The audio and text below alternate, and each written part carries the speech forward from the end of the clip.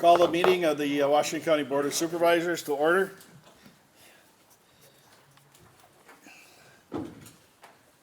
We'll do the, we don't have the notice of the meeting on there. Do the notice of the meeting. This meeting of Washington County Board of Supervisors. Prior to this meeting, public notice was given by posting a copy of the agenda in the office of the county clerk and emailing the agenda to the West Bend Daily News, which is the official newspaper. In addition, the agenda was emailed to CNI Newspaper, Express News, Kewaskum Statesman, the Milwaukee Journal Sentinel, WIBD, WMBZ Radio, and WTKM Radio. The above action is in conformity with the state of Wisconsin open meeting law. We'll stand, please, for a moment of silent prayer and then the pledge.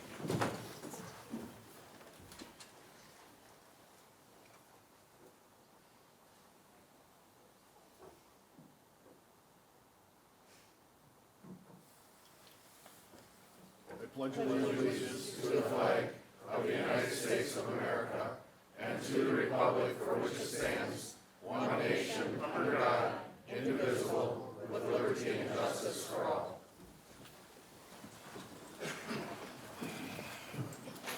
We have a quorum. Everyone is in attendance. Is Supervisor Smisek on video? We're all here.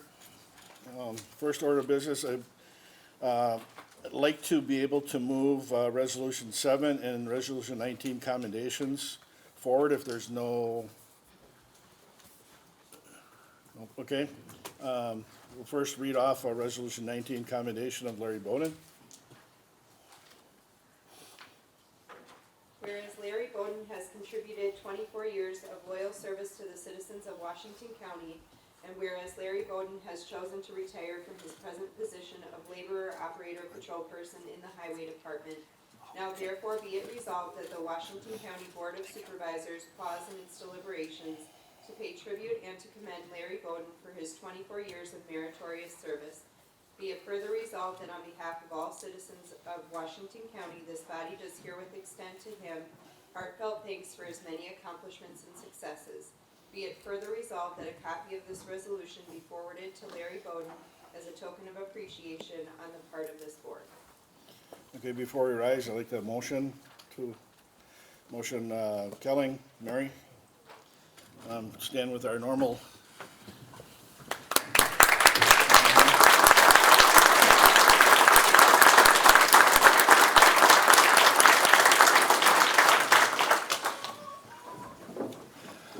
Okay, to entertain motion, Resolution 7, need a motion.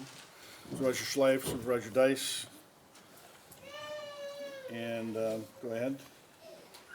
Whereas Karen Long has contributed 25 years of loyal service to the citizens of Washington County, and whereas Karen Long has chosen to retire from her present position of Geographic Information Systems Analyst in Information Technology, now therefore be it resolved that the Washington County Board of Supervisors pause in its deliberations to pay tribute and to commend Karen Long for her 25 years of meritorious service. Be it further resolved that on behalf of all citizens of Washington County, this body does herewith extend to her heartfelt thanks for her many accomplishments and successes. Be it further resolved that a copy of this resolution be forwarded to Karen Long as a token of appreciation on the part of this board.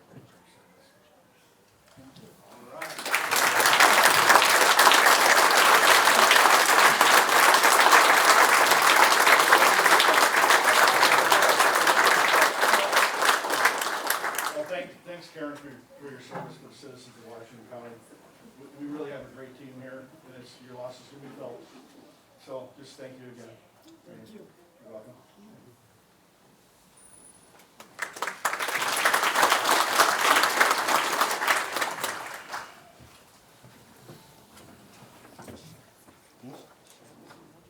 Oh, okay.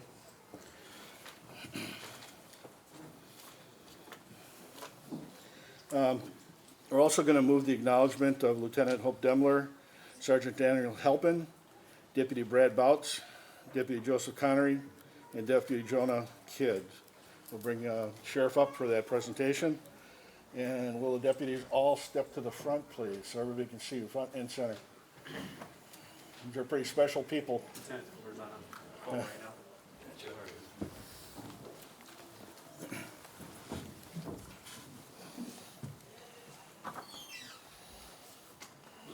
was just on a phone call right now.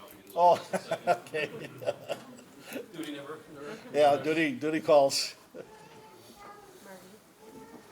Marty, do you want me to put the pictures up there today?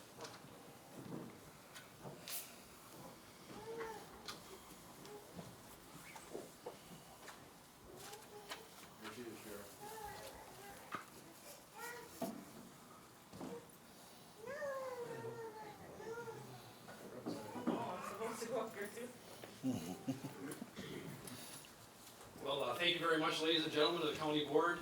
For the past 20 months or so, I've become in front of this board intermittently to kind of display the good works that our sheriff's office does for the community. Some of the things range anything from bank robberies that we've arrested, to major drug investigations, to CPR saves of individuals. This one's a little different because although there's aspects of preserving life in the story here, there's also the other important part of it is the preservation of property. And I think just what's going on throughout the nation, the state, the region, I just want to emphasize to you that the Sheriff's Office is committed to protecting the property of the citizens that we serve. I think it's just an important message that the public should hear. So this is just a different way to illustrate it. But, so I would just read what happened on, and you'll see some pictures up there on the board.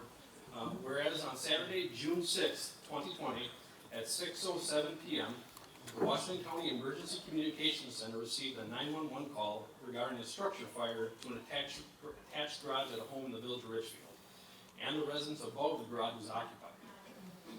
Whereas the investigation revealed a lawnmower parked adjacent to the garage caught fire, and the fire rapidly spread to the attached garage. Whereas Lieutenant Demler, who just stepped out, was the first deputy to arrive and assisted in evacuating all individuals out of the residence, while deputies Kidd, Connery, Bouts, and Sergeant Halpin assisted the homeowner in moving a car away from the lawnmower to avoid a secondary fire. Whereas the deputies, without hesitation, entered the flaming smoke-filled garage to extinguish the fire with their department fire extinguishers before the flames could breach the residence. And whereas, according to the Richfield Fire Chief, the deputies' quick actions almost certainly averted what would likely have been a total loss of the home. Now therefore be it resolved that Deputy Jonah Kidd, Deputy Joseph Connery, Deputy Brad Bouts, Sergeant Andy Halpin, and Lieutenant Hope Demler are hereby acknowledged for their selfless act and fearless demeanor while upholding our agency's mission statement to protect life and property while serving the citizens of Washington County with professionalism and compassion. So I thank all of the staff for that.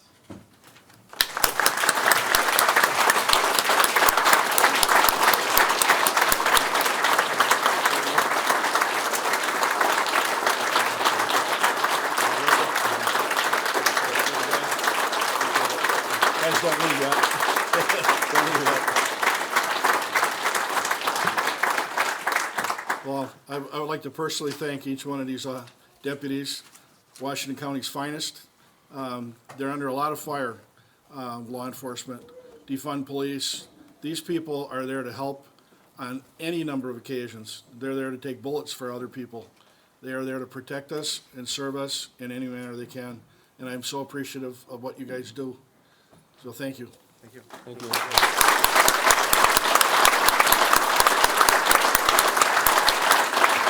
Okay, dismissed. Thanks, guys. Thank you. Appreciate it. You guys are awesome.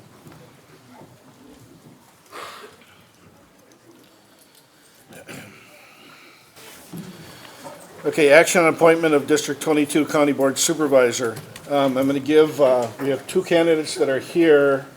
The third candidate is not present, so I'm going to ask both candidate Zulik and candidate Schulteis to come up in front. Each one will have 3 to 4 minutes to give you a brief biography. We'll go with Schulteis. We received her application first, so we'll give her first shot at it, and then Dana Zulik will be next. I didn't say Schulteis, did I? Okay.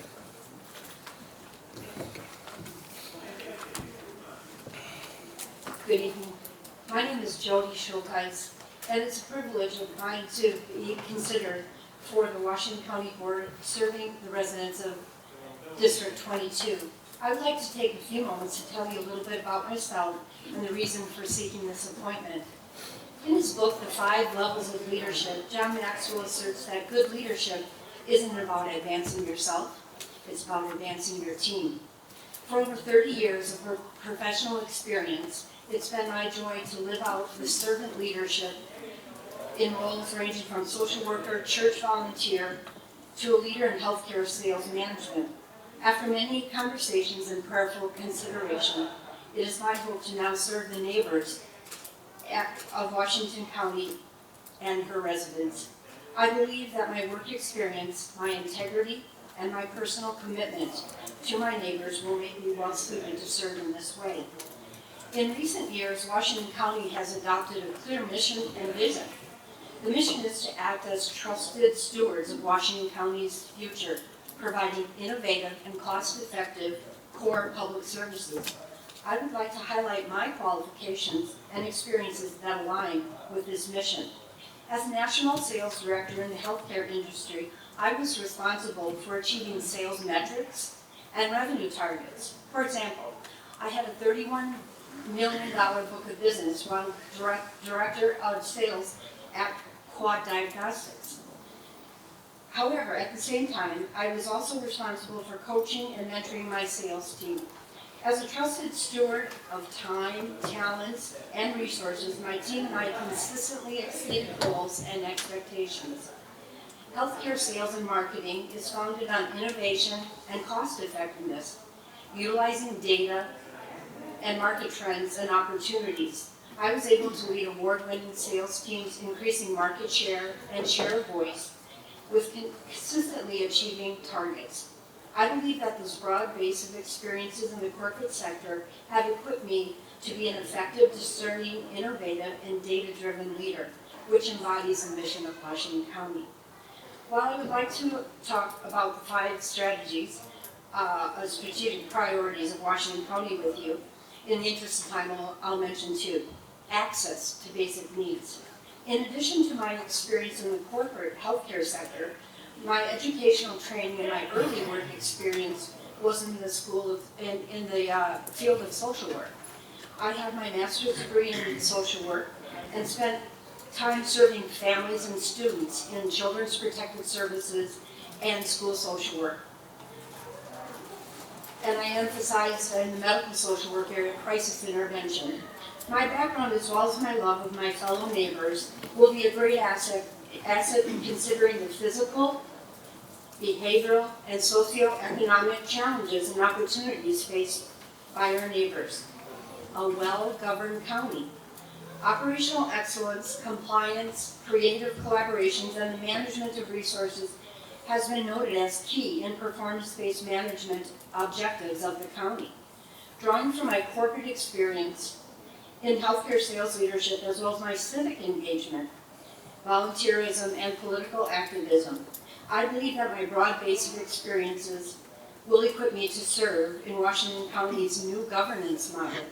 My ability to forge new and unlikely partnerships and collaborations, be a wise steward of resources, and my familiarity with metrics-based performance practices positions me to be a valuable asset to my colleagues and thoughtful representative for my neighbors. Before I close, I would like to quickly touch on the values embraced and embodied by Washington County: respect, optimism, integrity, innovation, compassion, and collaboration. These values embody my Washington County friends, neighbors, and leaders that we all hold dear.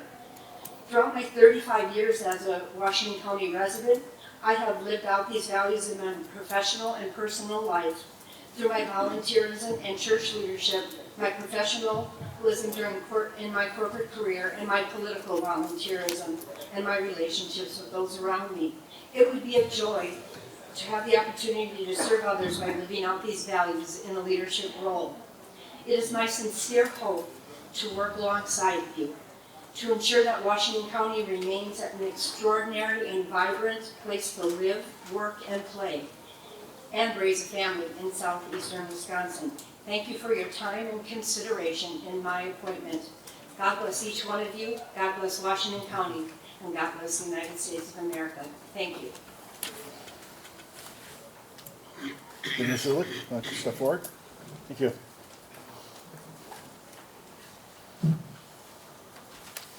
Good evening.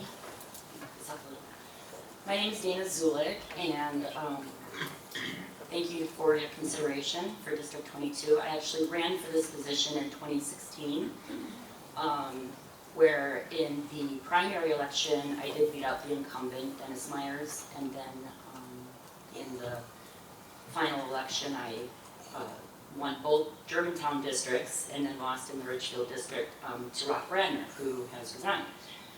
I'd like to tell you a little bit about myself. I'm a fourth-generation resident here in Washington County. I was born right here in West Bend. I moved away when I was 7, came back when I was 22, so I lived in Phoenix.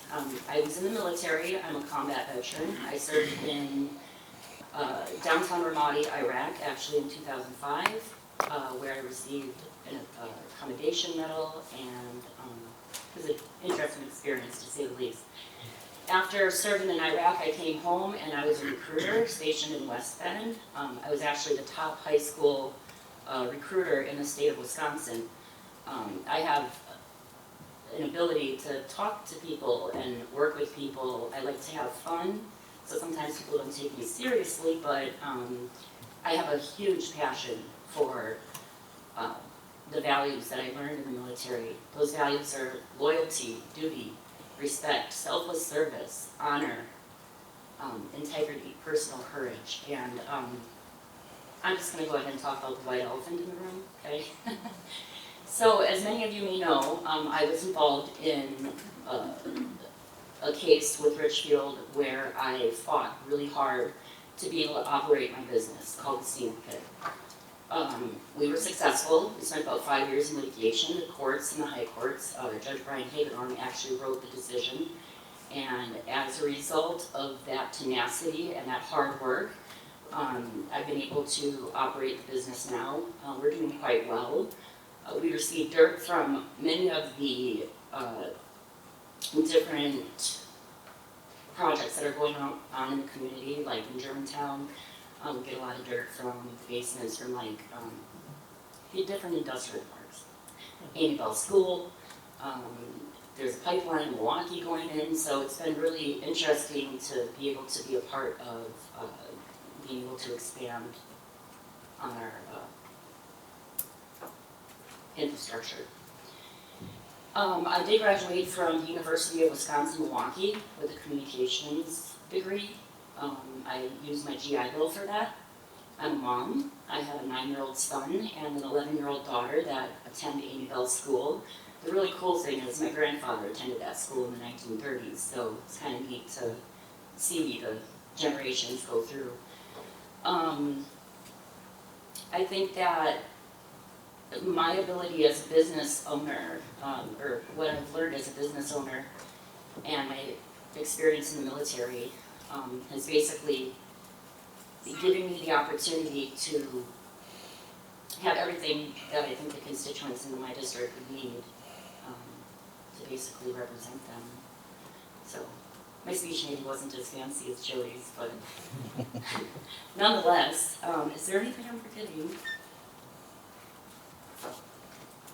Basically, I am just passionate about making the difference. I believe as government officials, people who are elected, I realize this would be an appointment, but people who are elected have a huge responsibility. You know, with, especially at the local level, there's a lot of power that's given to our local governments. And with that power comes huge responsibility, and I'm very passionate about making sure that people are represented properly, that it's not just a little voice system, that it's not just who our favorite people are, it's about what's right and upholding our constitutional rights as Americans, as residents of Wisconsin. So, thank you, and if you have any questions, I guess let me know. Oh, yeah, we'll have questions in a sec. Yeah, that's fine. So, yeah, okay. Thank you. All right, thank you. What we'll do is we're gonna open it up to the board for questions. Please limit your question to one until everyone else has had a chance. If you have more than one question, you come back, we'll come back around to you. So, and you can ask, we'll have both you guys step up so that you're available to go to the mic. So, are there any questions from the board? Each one had a pretty extensive background and that they sent to us. Hope everyone had a chance to look through it. Seeing that there's no questions. Okay, we have one, Supervisor Newman. Let me click on you here. I got it, Jack. Oh, you got him? Okay.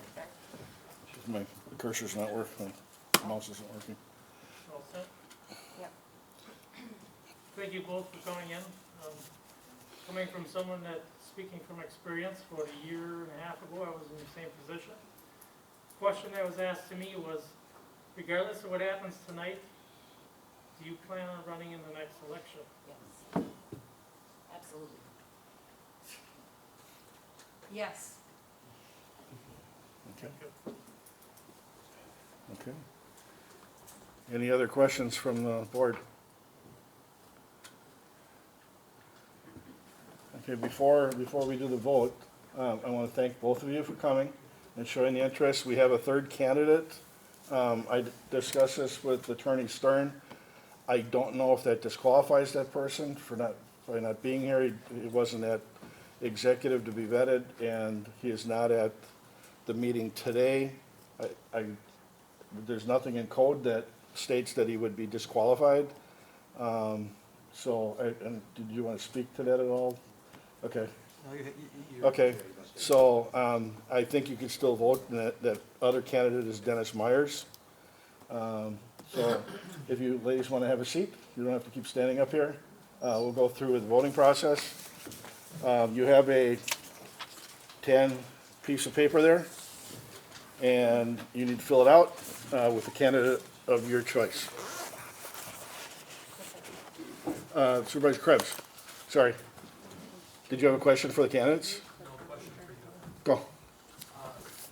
Is this a simple majority vote or is this 2/3? This will be a simple majority.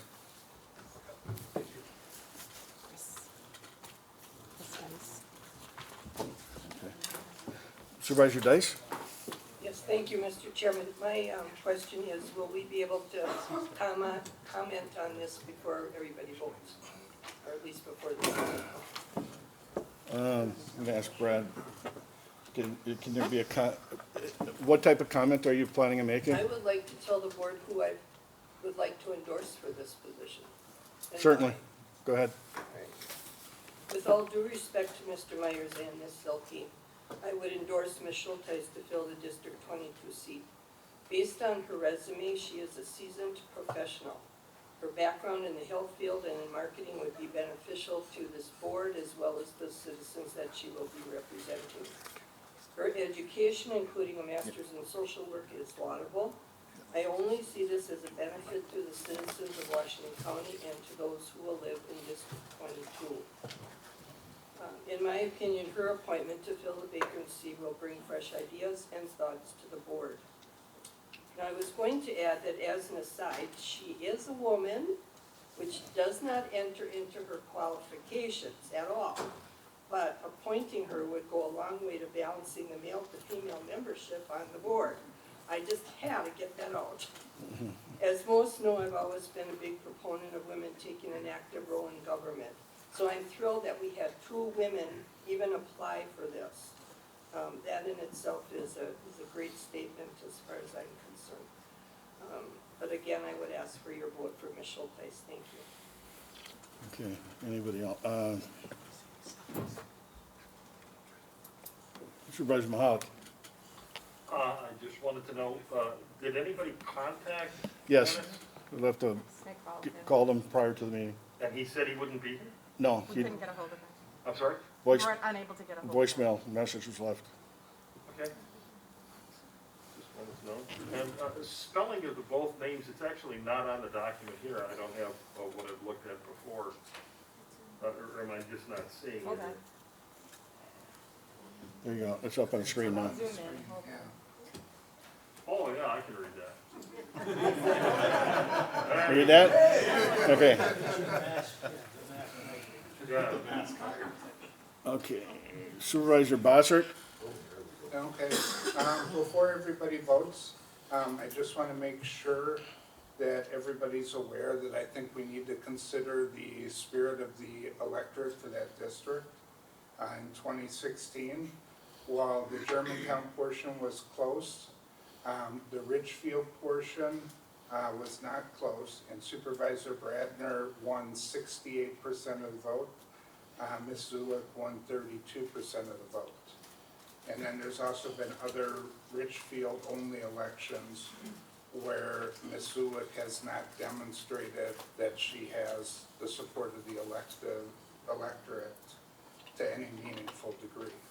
So I think that's worth considering in this, and I want to make sure everybody's aware of it. Thank you. Thank you.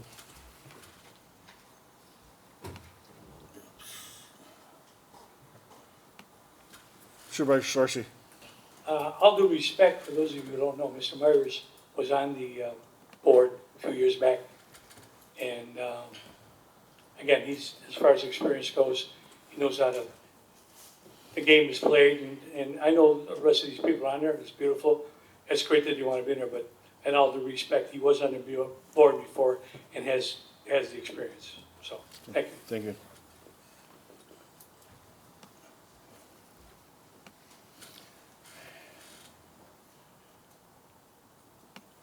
Supervisor Mahalik. Yeah, just one other point. I know that Supervisor Dice manages, to mention as far as having a female, and that's great. We do have 2 women on this, but seldom do we get a woman veteran. Being a veteran and having 4 kids serving, that means something to me. It should mean something to all of you. Yep. Thank you. Thank you. Since there are 3, I need to correct. If there is not a majority vote on the first vote, it'll be a runoff. So if there's not a majority on the first ballot, the top 2 will vote one more time. So, thanks. Sorry about that, Supervisor Krebs. Just want to know the rules before we start. Okay, we can submit your ballot.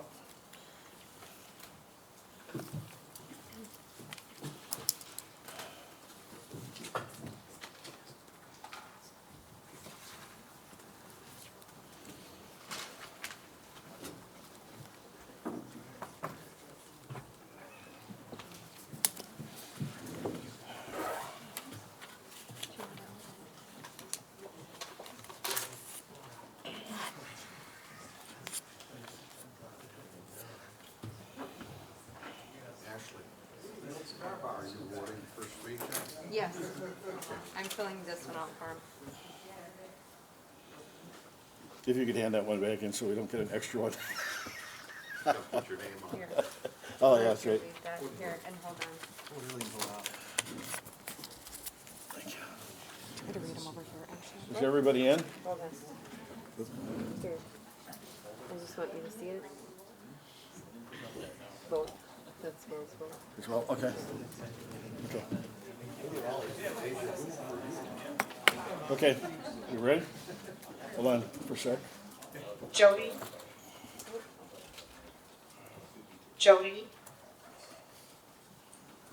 Dennis Myers,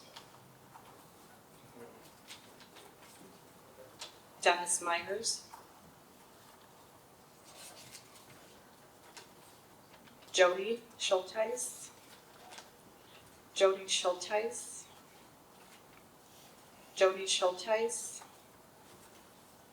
Dennis Myers,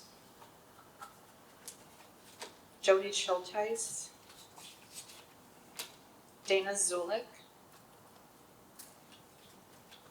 Jody Schulteis, Dana Zulik, Hold on 1 second, Mary. Hold on. Jody Schulteis, Hold on. Hold on, Mary. We're behind. Yeah, stop. That was Dana Zulik to Jody Schulteis is correct. If you had 1 for Dana, I think you have it correct. 2. 2 for Dana.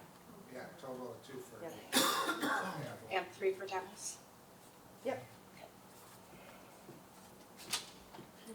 Jody Schulteis,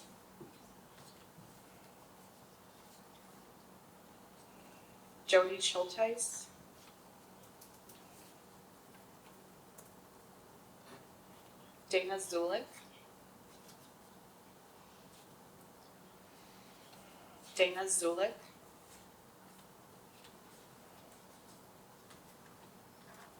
Jody Schulteis,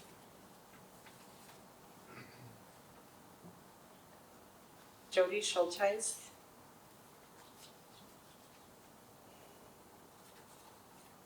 Dana Zulik.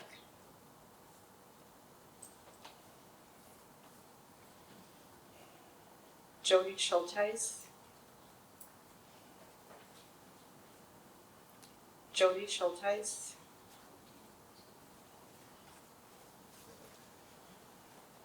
Jody Schulteis.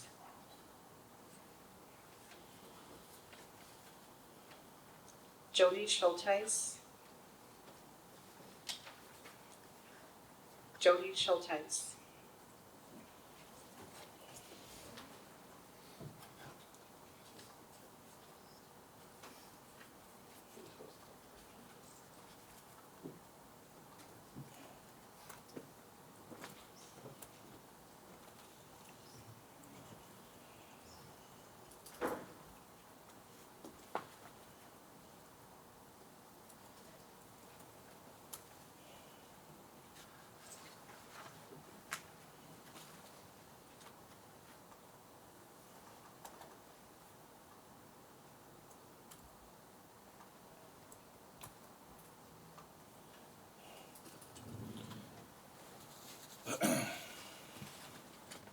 Good?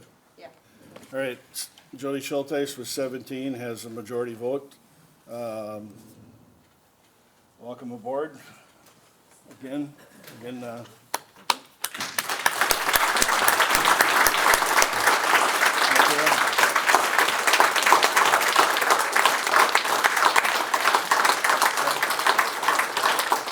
Our Sergeant at Arms, Supervisor Krebs, will escort new Supervisor Schulteis for her oath of office.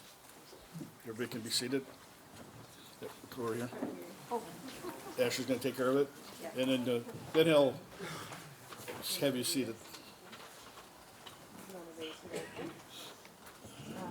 after me. I, Jody B. Schulteis. I, Jody B. Schulteis, Having been elected to the office of Washington County Board Supervisor, having been elected to the office of Washington County Board Supervisor, District 22, District 22, swear that I will support the Constitution of the United States swear that I will support the Constitution of the United States and the Constitution of the State of Wisconsin, and the Constitution of the State of Wisconsin, and will faithfully and impartially discharge the duties of said office and will faithfully, impartially discharge the duties of office to the best of my ability, so help me God. to the best of my ability, so help me God.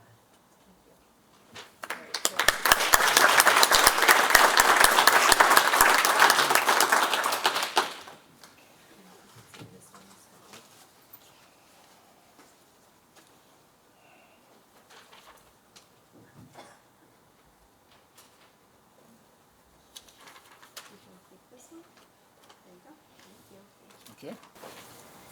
And you can be seated. Now the easy part is over, now comes the hard part.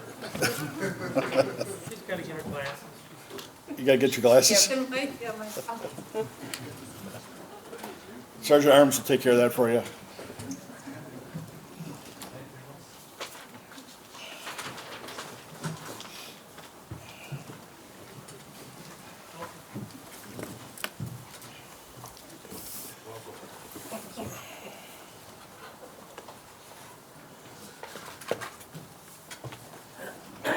Okay. Next on the list is personal appearance, legislative communications, the future of Samaritan. Good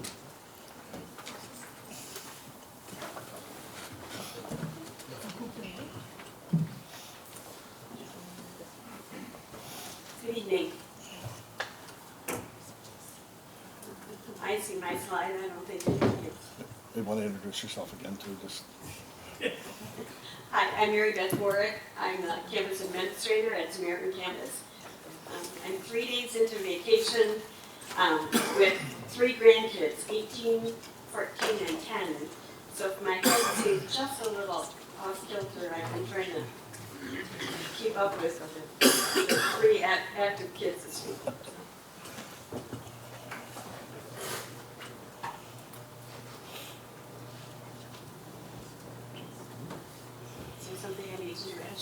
I don't think so. If you want to start your presentation, like start the slideshow, maybe that'll get the Yeah, they're warming up now. We'll save that one.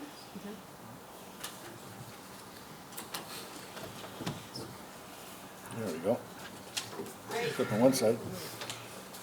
So that's great. So Thomas Jefferson once wrote that I like the dreams of the future better than the history of the past.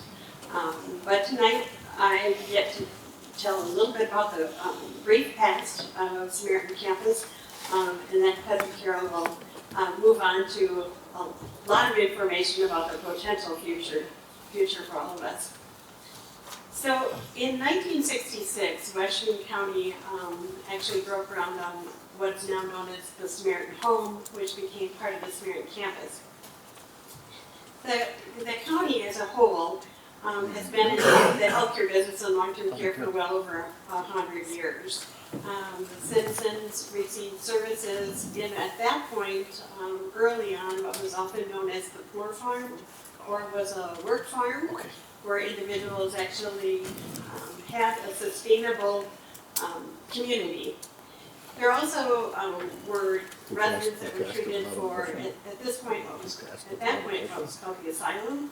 Oftentimes mental health issues at that time were not necessarily identified as what we know as they are today. So in 1968 is when the building actually was completed after the 66 groundbreaking.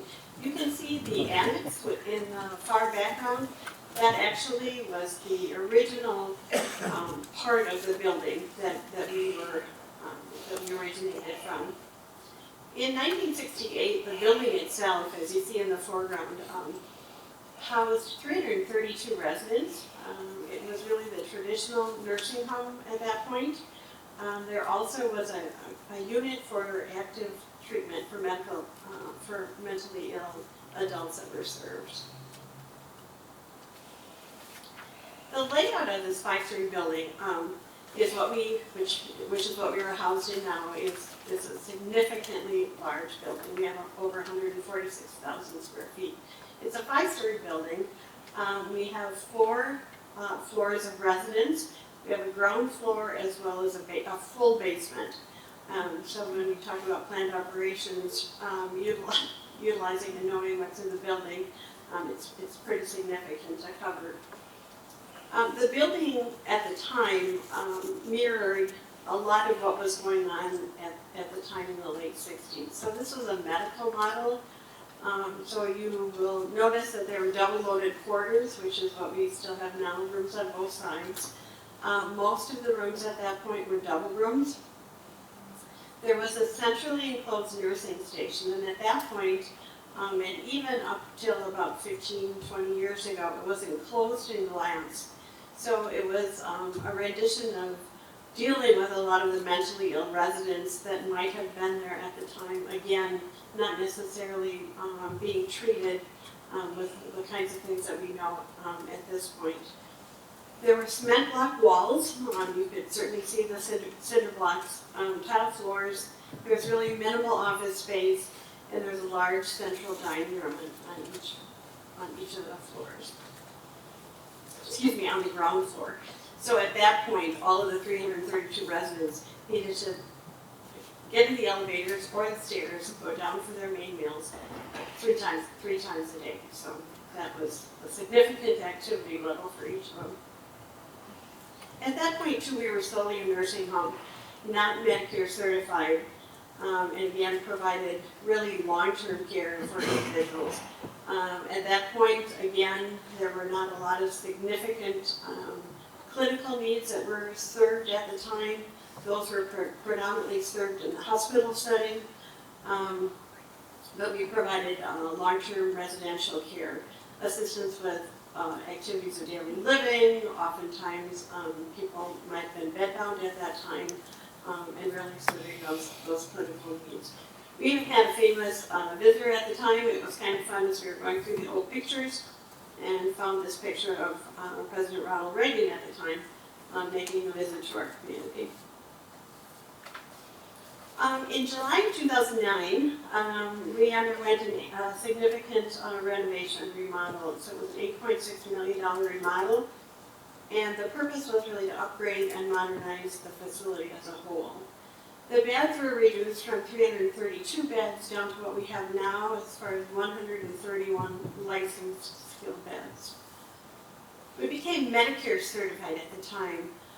We receive a variety of payment sources, both Medicaid for those who have outlived their assets, as well as Medicare, more the insurance piece.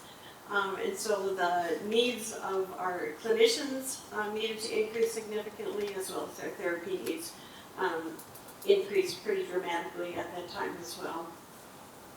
We currently have 119 private rooms. We're very fortunate when we look at how we're compared to other facilities across the state. We have 6 semi-suite or semi-double rooms.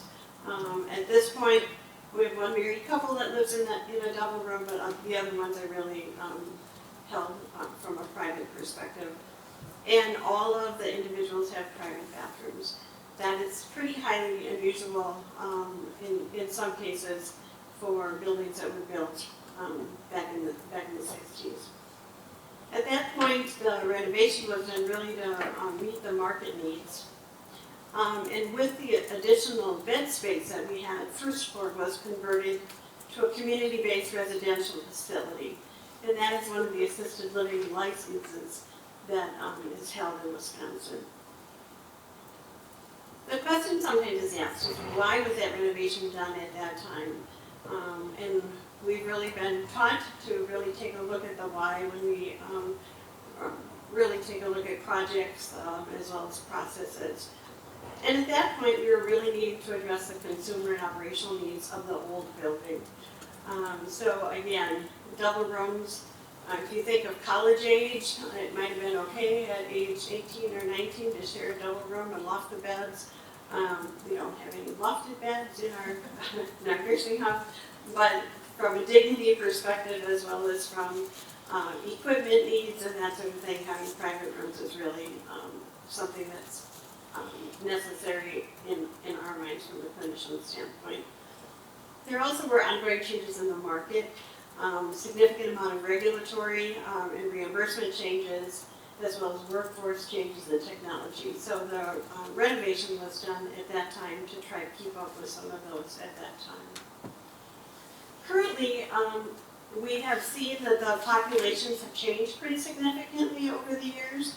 Right now, on our second floor, which is the main floor where you walk in, we have a very strong short-term rehab population that we serve.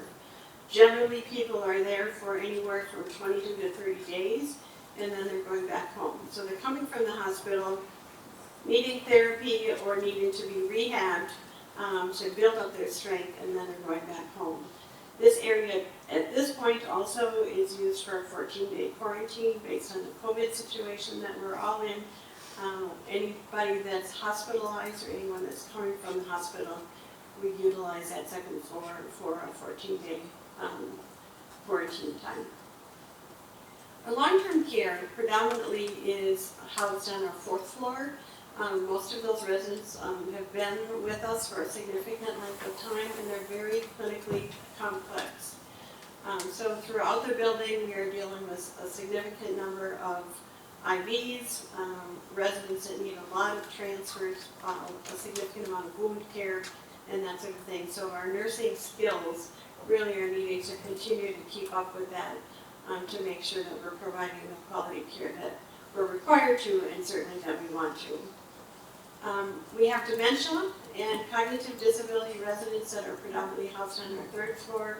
And throughout the building, based on when an admission might come, we deal with residents who are known as Chapter 55. Those are residents who, on a very short notice basis, require some protective placement, and Samaritan is the location for Washington County to house Chapter 55 residents. On our campus, we have 2 licensed assisted livings. We use a lot of acronyms. Our community-based residential facility is housed on our first floor. That was done at the time when the renovation was completed in 2009. There are 31 units, 31 rooms where we serve individuals. The license indicates that We cannot provide more than 3 hours of professional nursing care for individuals that are on that floor. That's a part of the continuum, and oftentimes some of those residents, as well as from the RCAC, may move to or from the nursing home and rehab area. Our residential care apartment complex, or RCAC, is new construction. It was done in 2006. There are 24 units. It's a very much of an apartment setting. We have both one bedroom as well as studio apartments for individuals. There we can provide up to 28 total hours of care. Again, in both of these settings, we provide 3 meals a day. We have an RN as well as 24-hour wait staff. Part of what started this discussion, as some of you may have seen, our lovely piece of equipment that's outside in our parking lot, lovingly known as our chiller. 2 years ago, the compressors on the roof started going from 4 down to 3, down to 2, down to 1.5, and we knew we had some issues. The temperature for both the staff as well as the residents is really key, and in a cement cinder block building, with windows that do not open, keeping that building cool was a significant challenge.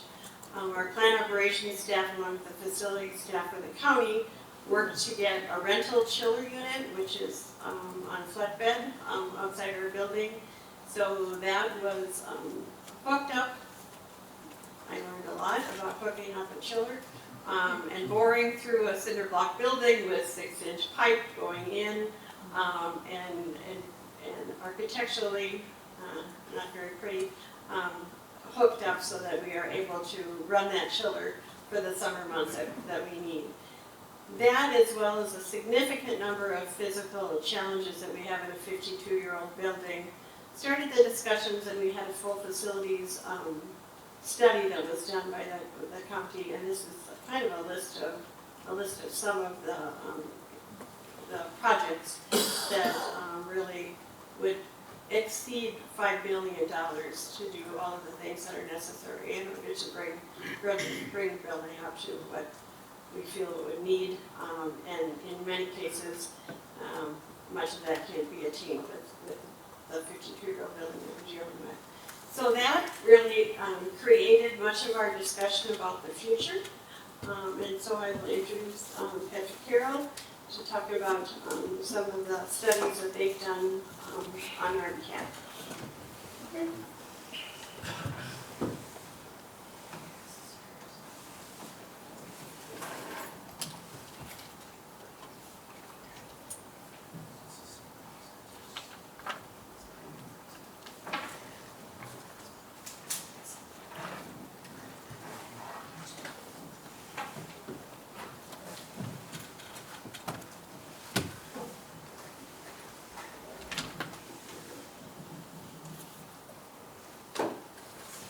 Well, good evening. I'm Patrick Carroll. I'm a manager in Whitfleet's Senior Living Consulting Practice. I've been working with healthcare organizations for approximately 13 years and have been working closely on your project.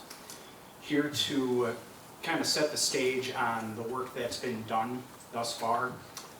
It is more to talk about the status quo versus giving actual recommendations. Next steps in the analysis are still ongoing. So it's really to give you a background on the work that we've done and kind of the status quo of the Samaritan campus.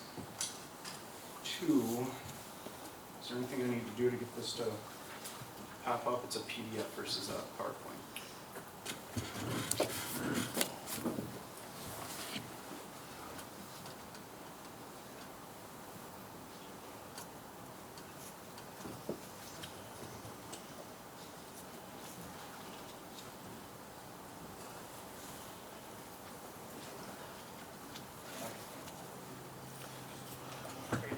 Over to the second screen. Drag the whole thing. Second.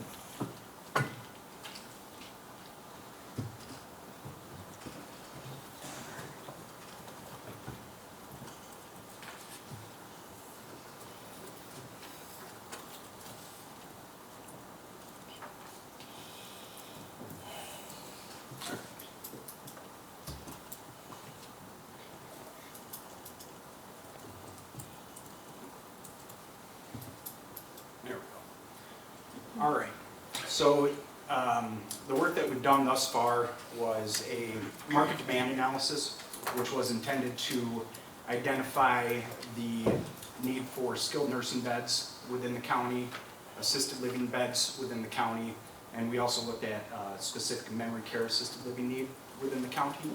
So the purpose of that is to identify if the county is overbedded, kind of right-sized, or potentially needs more beds by service type. We also reviewed the facility assessment that was prepared, and that's kind of factoring into the financial analysis.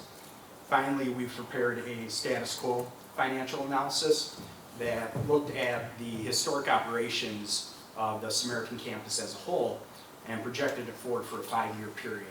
Assuming no changes to operations, what's the bottom line going to look like over the next 5-year period? So things just continue to go on as is. How are you guys looking financially? What's in process is the financial model to assess the viability of any potential construction projects. So we're not making a recommendation on whether or not that makes sense tonight, but that's what we're working on to see what the bottom line would look like if you were to undertake any sort of construction project. Now, we did go through this presentation in detail with Health and Human Services before, so I'm going to move through it a little quickly. We did want you to have all the data. If there's something that we get to the end, you have some questions you want me to bounce back to, we're happy to do that. But in the interest of time, I'm going to move through some of these slides fairly quickly.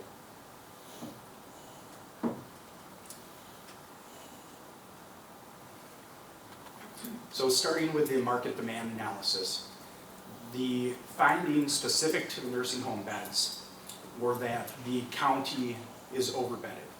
So when we do our demand analysis, we're looking at nursing home utilization that's specific to the Washington County region, and we're looking at the trends in the nursing home utilization. That data is provided by the Wisconsin Department of Health Services. And then we're looking at population data and current day population, projecting it out 5 years to see the impact of any changes in the age cohorts of each population size. And then finally factoring in the number of licensed beds that are in Washington County to determine, again, whether or not the county has sufficient number of beds. And the findings are that the county is significantly overbedded currently. And a couple factors in that. We know that the baby boomer population is oncoming, but the first boomer doesn't, it's about 10 years until they're really going to start hitting the senior living industry and really impacting the need for nursing home beds. So although there's population growth in some of those aging groups that utilize senior living services, that big boom isn't here yet. The other factor is nursing home utilization has been trending downward for 30 years, and it continues to steadily decrease. When we do our projections, we make an assumption that nursing home utilization will continue to decrease.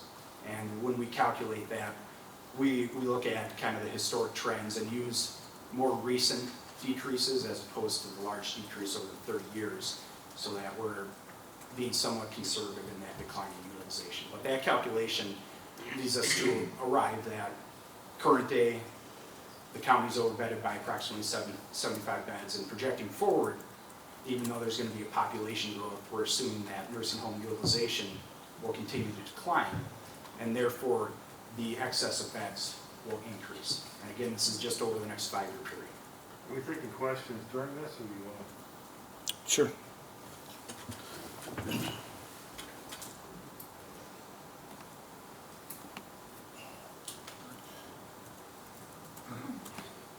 Go ahead. Thank you, Mr. Chairman. It's interesting because I've read through your report or the slides prior to this, and I'm curious as to what you're basing what you just said on.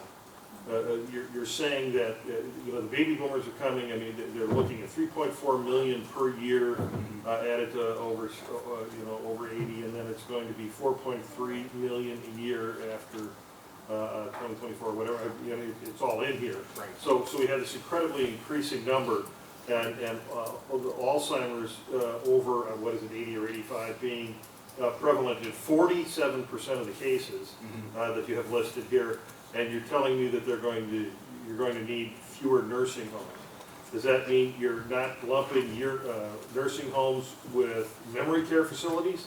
Are those two separate numbers? Because what you're saying flies in the face of logic when you're saying, well, we're just going to project that there are going to be fewer and fewer people in nursing homes. Based on what? Sure. So a couple things. Yes, the memory care population we're looking at in the assisted living setting versus the skilled bed setting. The other item is we are looking at just a 5-year period.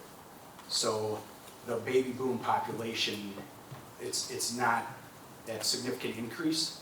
It's not hitting that 5-year period that we're looking at. To gather our demographic data, we utilize a national demographic firm.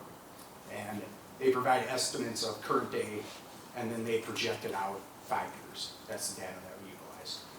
To project out further than that would require us to make our own assumptions to project the data, one. Two would make us make assumptions about the continuing utilization in skilled nursing facilities. So when we look at the historic decline in utilization rates. In what area? I mean, you're standing right now ostensibly in the fastest aging county in the state. Mm-hmm. If you're using national numbers, how relevant is this to us? So we're using numbers provided by the state of Wisconsin that's specific by county, and we took an average of the Washington County region. So the nursing home utilization rates are specific to Wisconsin, Washington County, and the area. Okay. I'm just... And I understand your point that it doesn't make sense because if you look out further, you know you have this big bubble of baby boomers. Oh, yeah. But when we're talking... I'm probably ensconced in the middle of that bubble. But when we're talking the next 5-year period, and you want to carry these market study findings forward to the financial analysis, and you want to look at the bottom line of the financials, you don't want to... We're not looking at the next 10 to 15 years. We're looking at what's the need over the next 5-year period, and what's the financial impact of that. Does that help? Okay. Well, considering we're dealing with age, I guess, I don't know how relevant just looking at 5 years is, but okay, thank you. All right. We got one other question.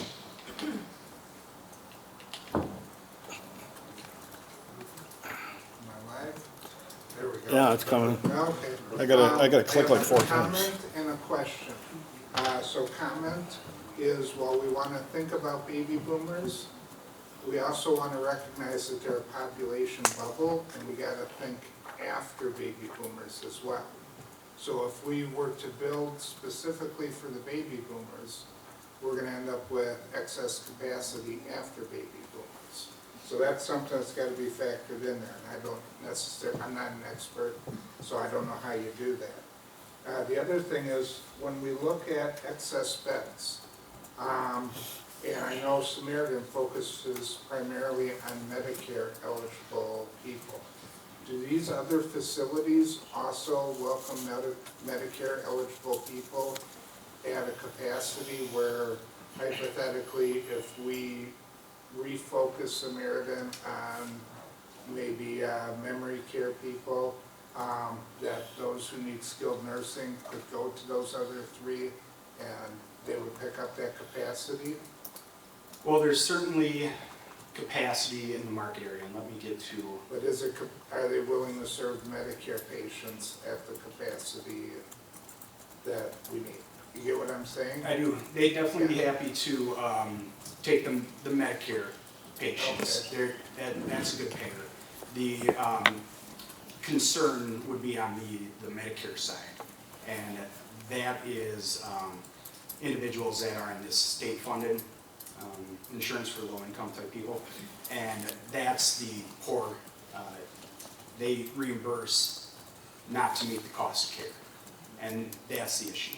So some of the facilities in the market area will take Medicaid-type residents to fill their beds, but it's not as desirable resident. So downsizing could be an issue with finding placement for Medicaid-type residents. Okay, so Medicare residents would be able to find placement, but Medicaid would struggle. Potentially. Okay, all right, thank you. Supervisor Sorcy. Thank you, Mr. Chairman. I was going to ask this question at the last meeting, but Chris cut me off. No, Shame on me. no, she's, hypothetically, if we were to sell Samaritan, okay, I know we still have our obligation to do our people, but what would be our costs versus doing the new situation? We haven't got into the financial. I don't want to put you in the thing, just, I was just thinking of the last time and Sure. I wanted to get that out. Sure. Yeah, we haven't done the financial analysis on the sales side, so I can't answer that one today. But that's certainly something that we can look into. All right, thank you. Okay, sure, continue. Thank you.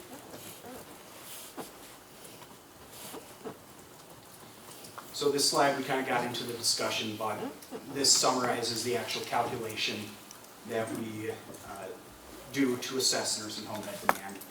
We look at it by age cohort, we look at nursing home utilization by age cohort, and then we look at it with two different scenarios. We look at it in primary market area scenario, which we defined as the 2 West Bend zip codes.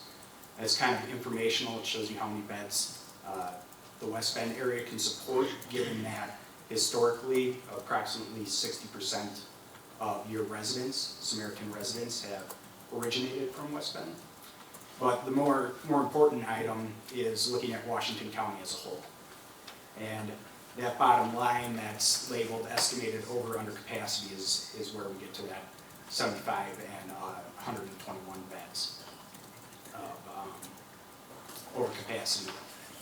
What supports that is the number of actual open beds in the market today, which at the time of the study was 80 open beds in the market. So that supports the calculation.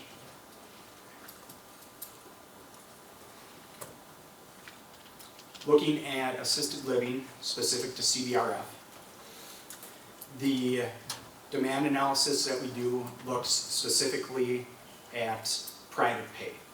So looking at residents that would be able to afford to pay for assisted living services out of pocket. The analysis suggested that the market's about right sized.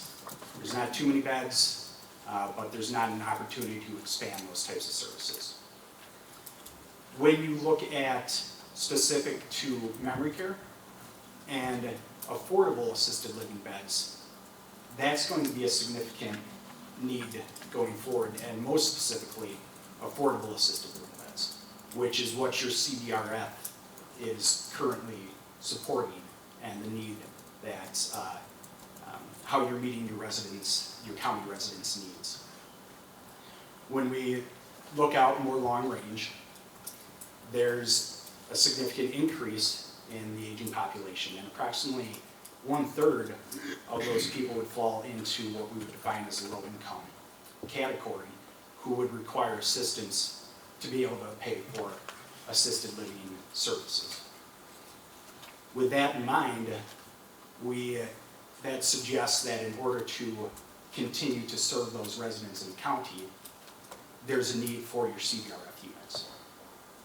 Although there's not an opportunity to potentially improve what we call payer mix, where you have more of those private pay residents in-house that are paying a more favorable rate and more financially lucrative to the bottom line, there's a need for the county to be able to serve those low-income residents. And the CBRF is meeting those needs currently, and there's going to be a need for that for many years to come.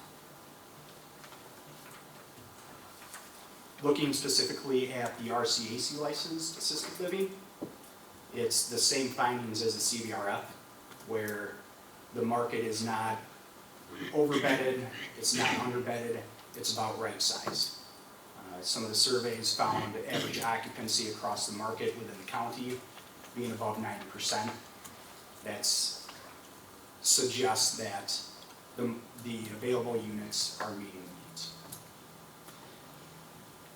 The RCAC has historically captured a higher percentage of the private pay residents, which gives them more favorable payer, and they've historically maintained high occupancy levels. Again, suggesting that the RCAC could, on a market demand perspective, remain part of the continuum of care within the county.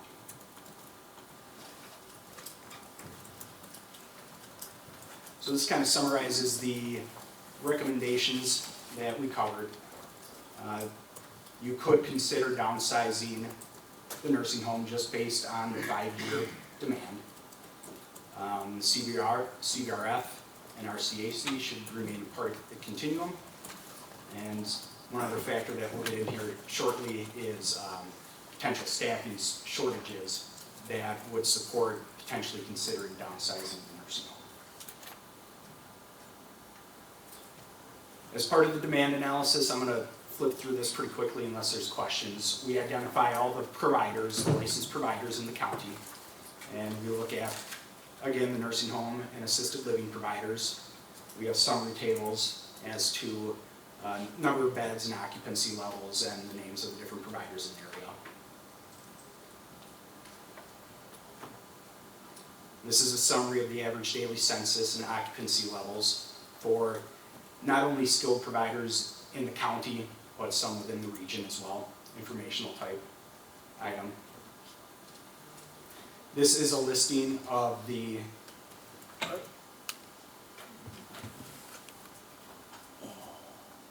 Can you go back to that last slide? Sure. Thank you. Now you've got, okay, percent of occupancy, I can see you got 0.67. I'm just not understanding, if you add across, what are we looking at? 69.9%, let's take the top one. Cedar Lake Health, Medicaid, Family Care Hospice, what is that number referring to? It's not a percentage. Correct. So each column, Medicaid, Medicare, private, and insurance, that's the number of individuals that were in-house in 2018 on average by payer type. It's 69.9%. No, it's 69. Or 69.9 people, so Correct. I could just be one of those 0.9 people. I wouldn't mind actually that. I like to shave off some. So that's, because you're an average, you're not using whole numbers, you're not rounding. You're literally using a number to the 10th. So, yeah, so we're looking at the average daily census.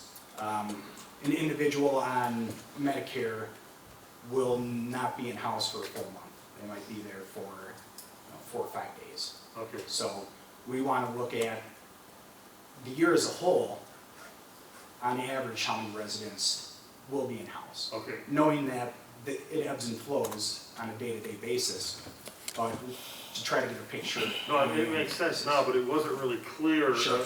on what, because you went 10, so I would have just thought you would round it up or down, but with that explanation, that's fine, thank you. Mm-hmm.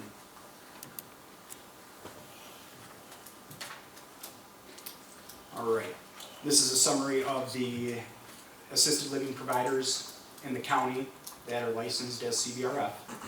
Surveys that we conducted suggested that on average these facilities were 95% full. This is a summary of the assisted living providers in the county licensed as RCAC.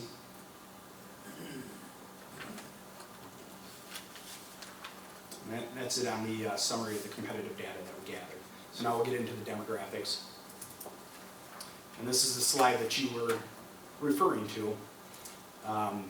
So we're at the point where boomers are starting to turn just about 75.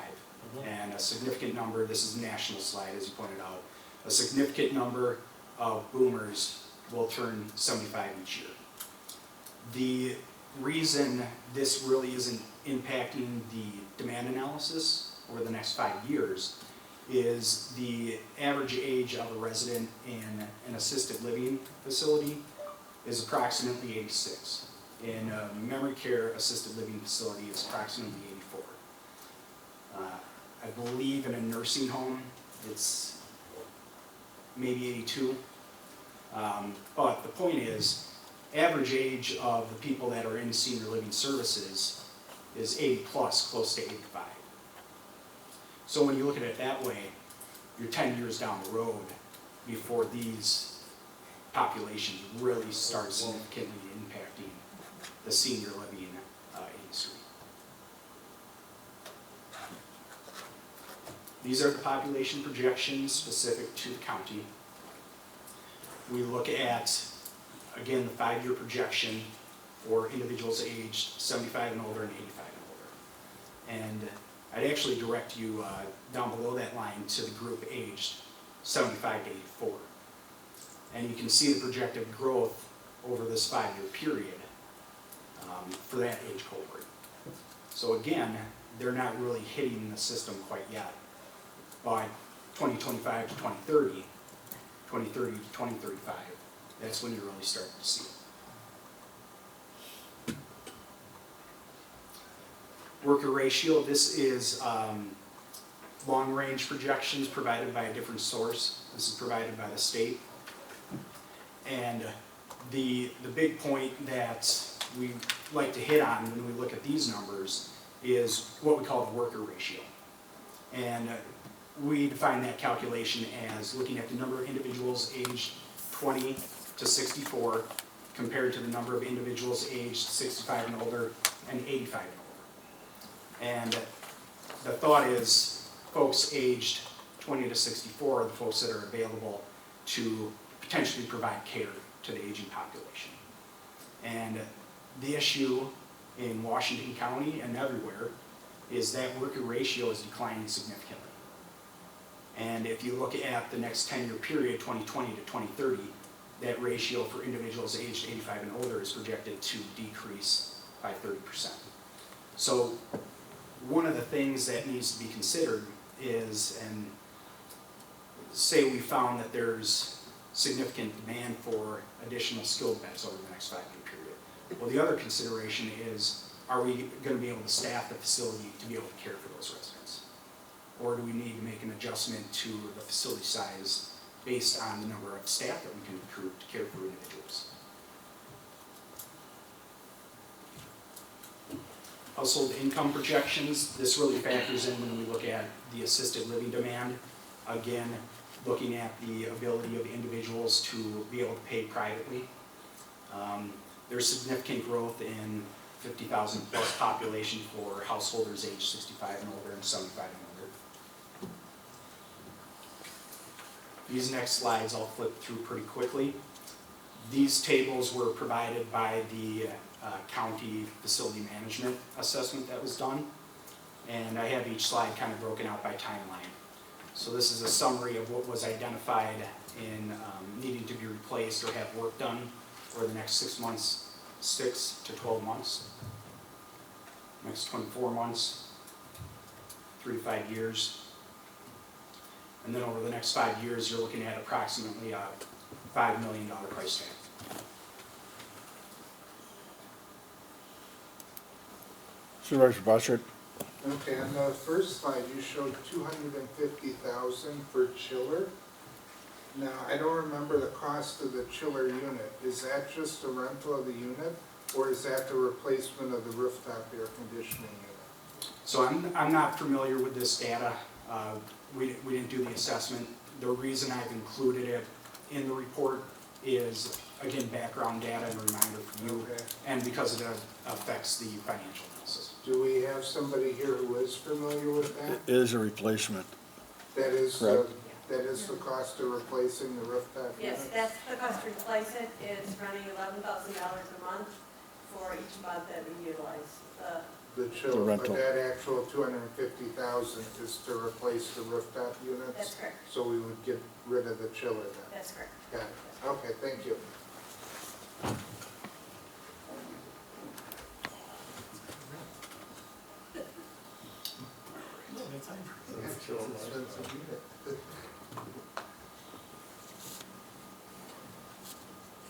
So now getting into the status quo financial model. And again, this model was done to look at the bottom line if there are no changes to operations. So we looked at historic data for the Samaritan campus, looked at historic trends, historic increases in expenses, historic increases in revenues, wage rate increases, and built out this model based on how Samaritan has traditionally operated, and assuming no changes, no implementation of any changes.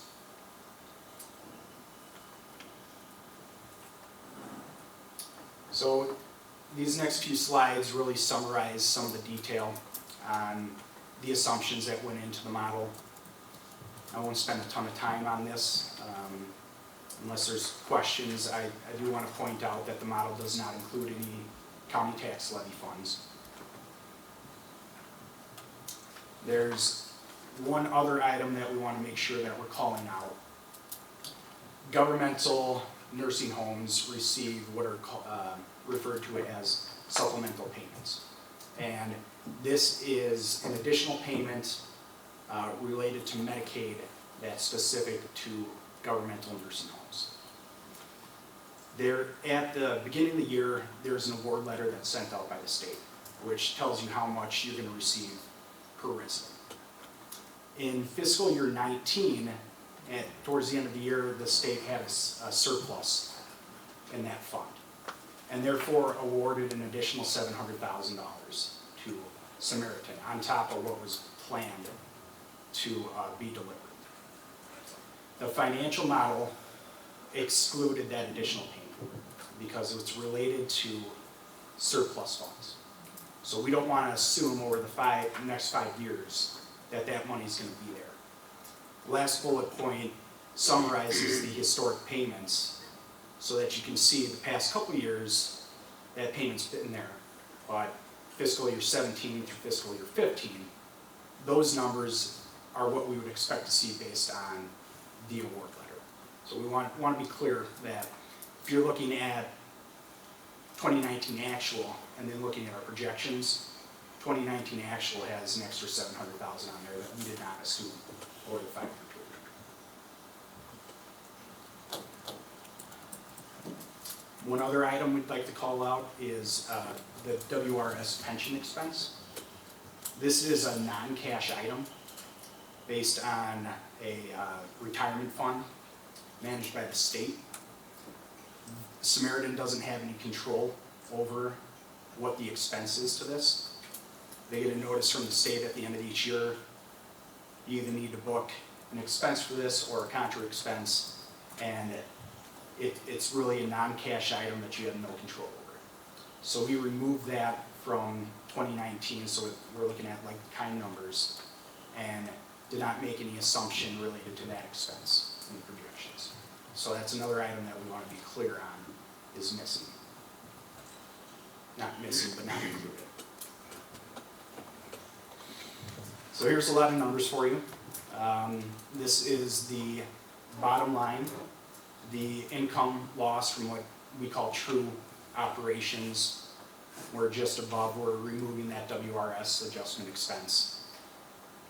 Really gives you what you're looking at going forward, assuming status quo operations for the next 5 years. And then below that, we do have a little bit of a cash flow that adds back depreciation, provision for bad debts, but then the debt service, principal debt service payment.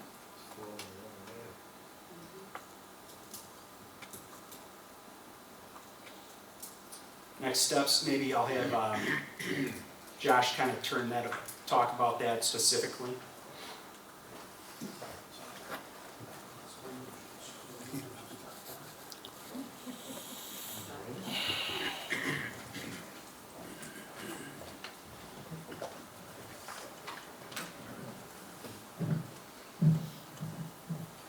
Thank you.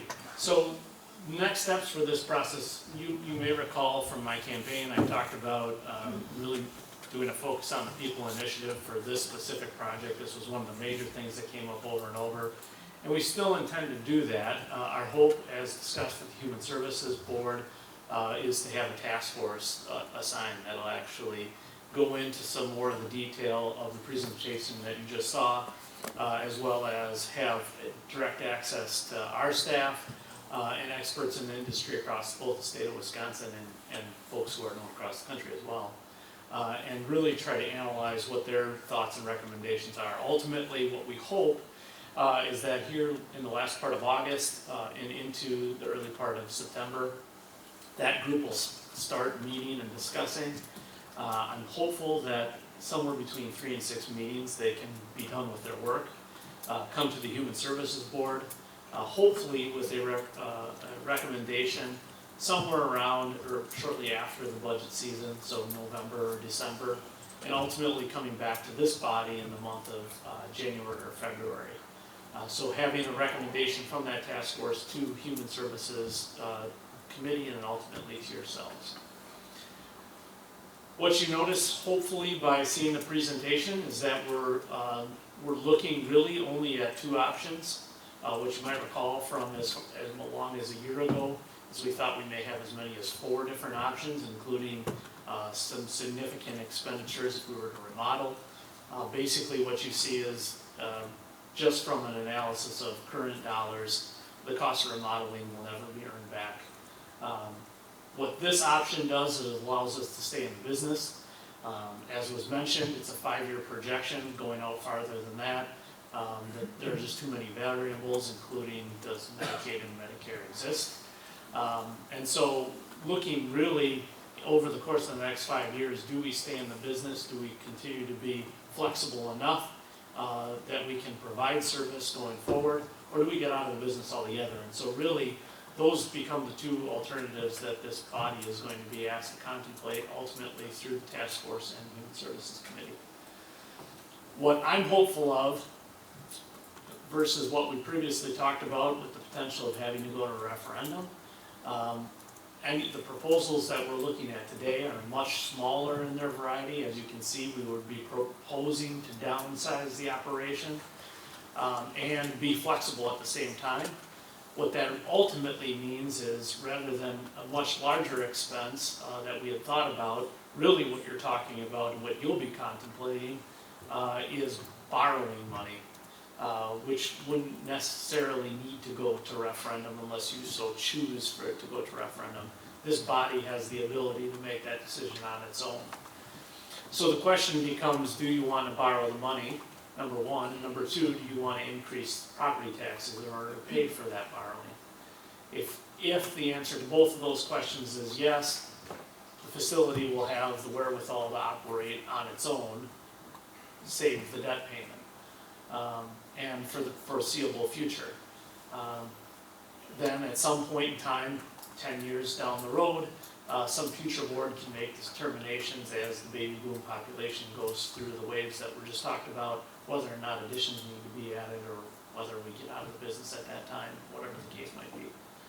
So for the time being, the process will take us over the course of really the next 4 to 6 months down a path of the task force, Human Services Committee, and ultimately this body making a decision on whether or not you want to borrow the money and then use property taxes to pay that borrowing off. So with that, if there's any, Matt, anything else we should be adding? Well, this is complex, and it's quite a dilemma.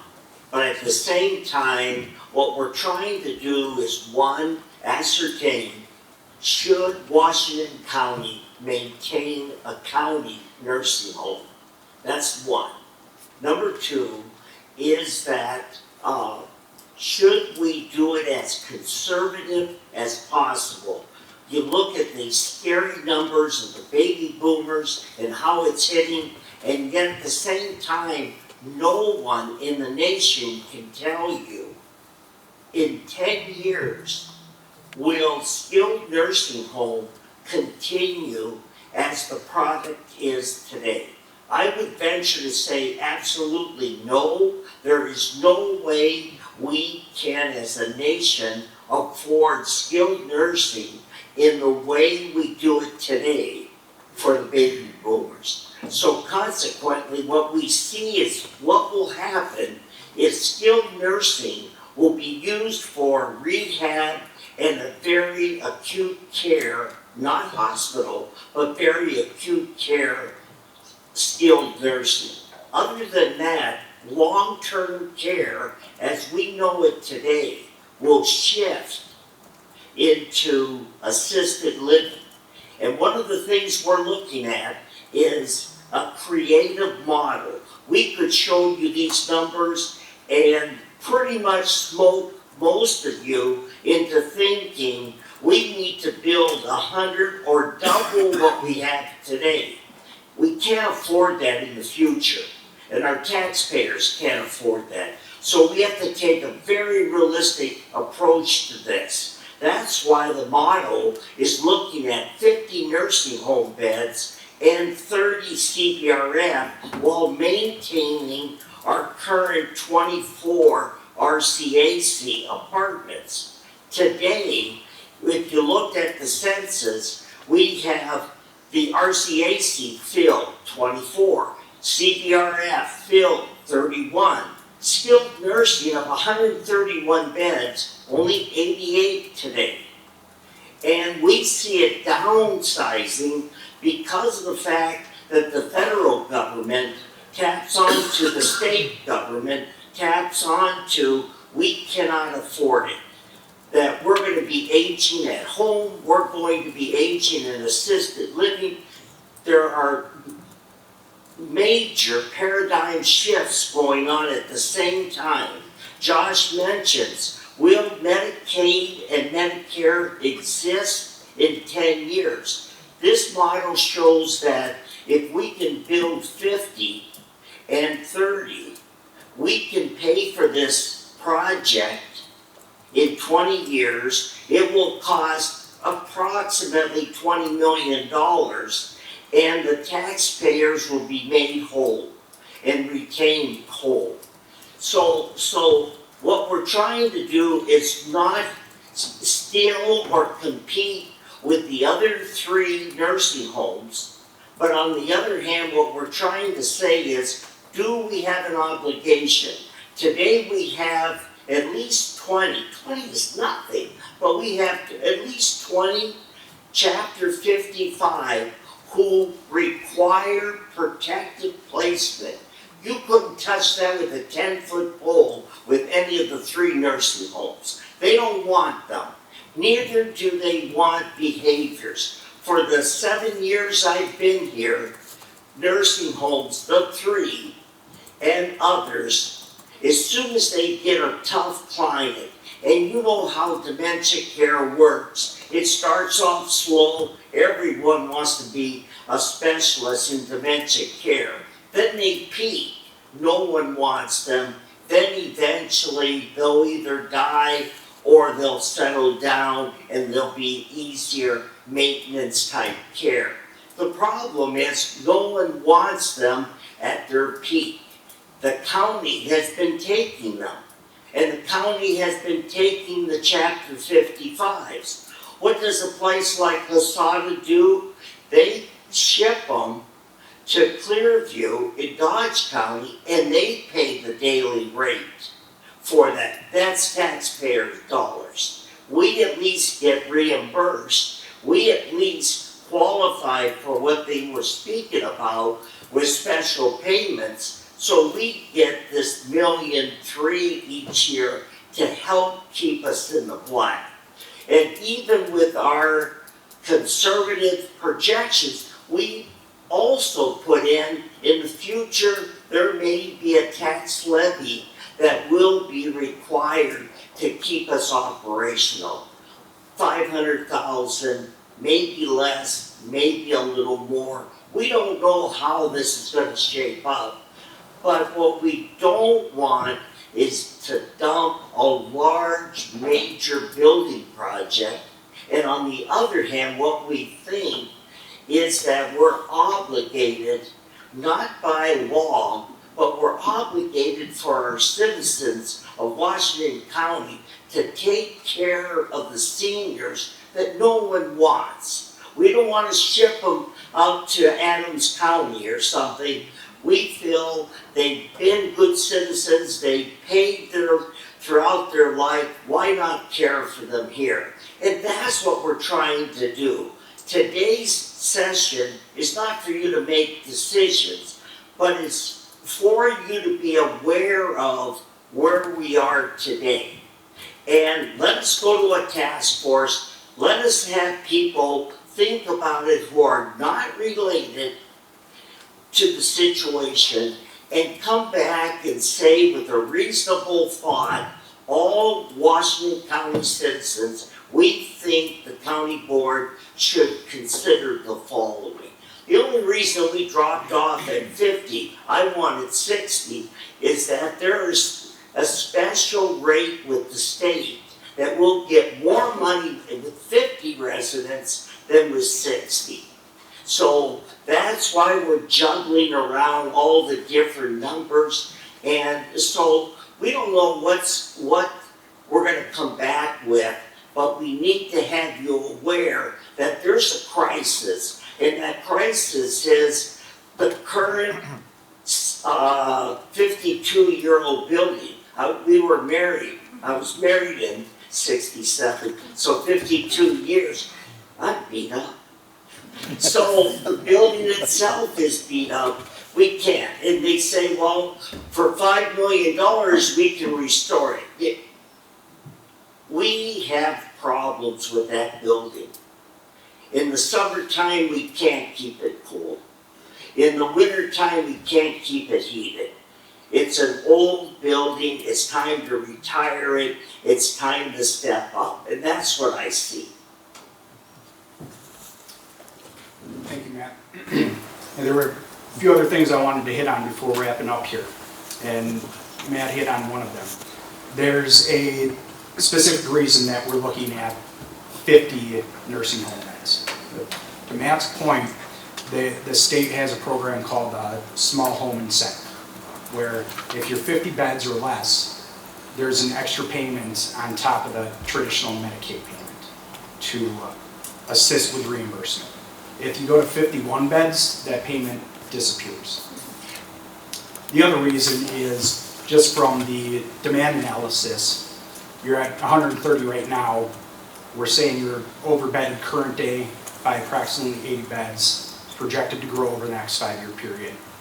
You're taking 80 skilled beds offline when you drop down to 50.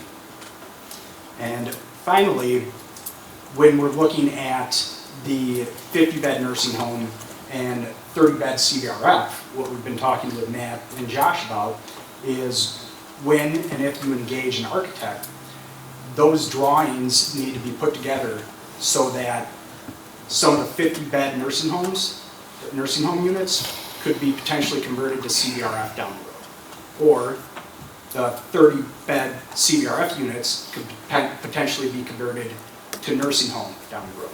So while we're planning for current day realities for the next 5-year period, your overall plan needs to be flexible for the future, knowing that there potentially could be that large boom with baby boomers.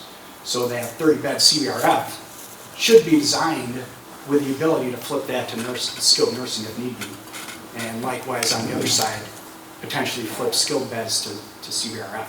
And then finally, when you do your facility layout, have space for a potential another construction project 10 to 15 years down the road. So we're planning for current day, but trying to set it up where we're looking long term as well. With that, I'll stick around for any questions. Otherwise, that wraps it up for me. Supervisor Krebs. Thank you, Mr. Chairman.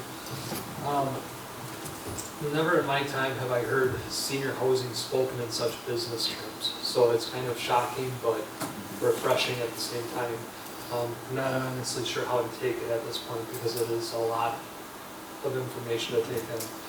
With that, I don't have a lot of knowledge of the Samaritan Center or senior housing, so this is a great first step of educating this board, and I really do appreciate that. Second, I think I need a cheat sheet on my desk for all these abbreviations because I honestly couldn't tell you the difference between them at this point still. They're all the same. But one thing I wanted Josh to touch on was a year ago we were at 4 options. Could you remind us board what those options were, and then also how the path has led us down to apparently 2 options at this point?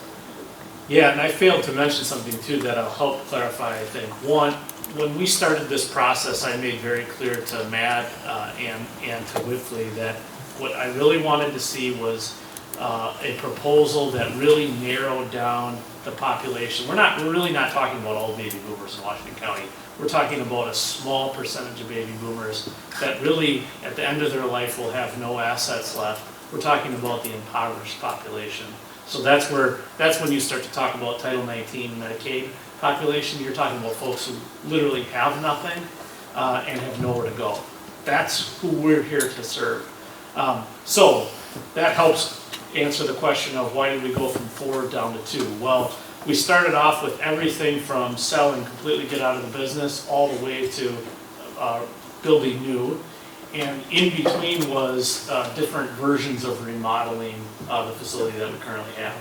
As Matt started to allude to, putting $5 million into that building would be like putting lipstick on a pig. Putting $10 million onto that building would be just putting different lipstick on. So the facility was literally built like a concrete bunker in the 1960s and is of that variety.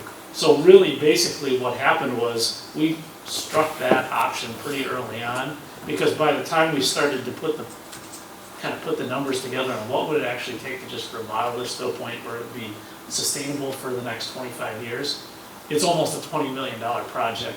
And now you're thinking, well, why don't we just build a new facility?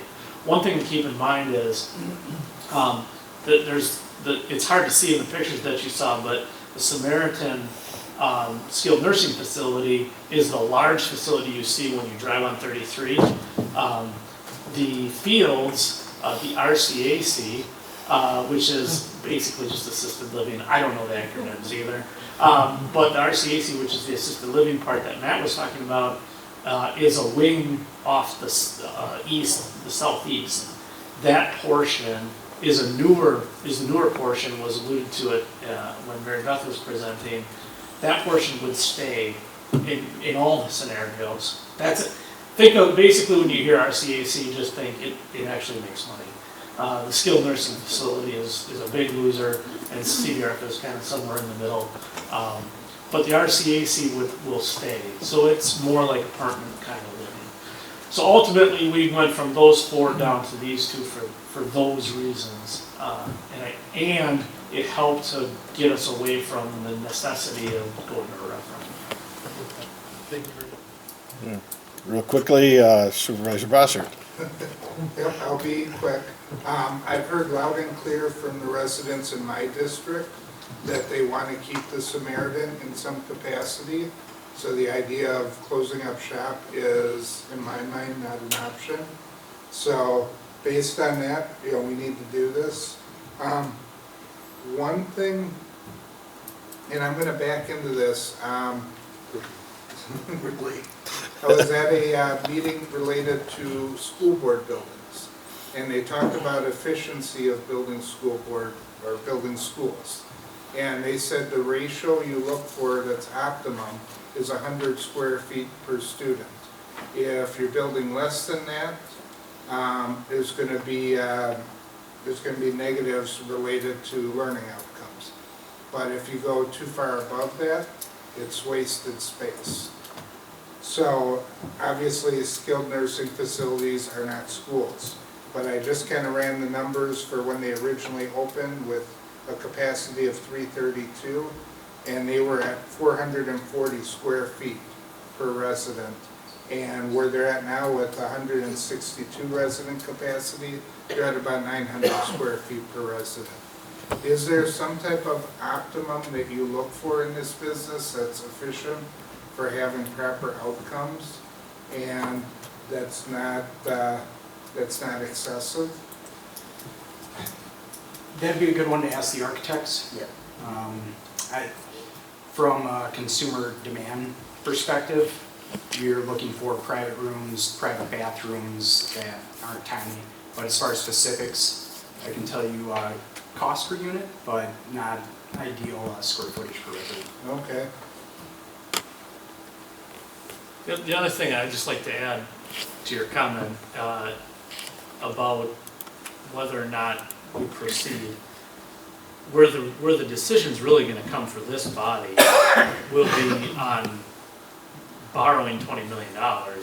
And when you do that, and if you do that, the expense that you're taking on, that'll come, we've never done this in the 7 years that I've been here, so it'll be new experience for you all. I know people in this room in municipalities have done it, but you will literally be borrowing to increase taxes. So when you ultimately get to the point, and it will be a decision, I mean, basically that becomes the only decision point if this board votes no, and remember it's a 3/4 vote. 3/4 of you have to vote yes in order to borrow the money. If the board, you don't get to 3/4, you're essentially saying we're out of business. So you're literally, at the end of the day, gonna be voting to raise taxes for this purpose.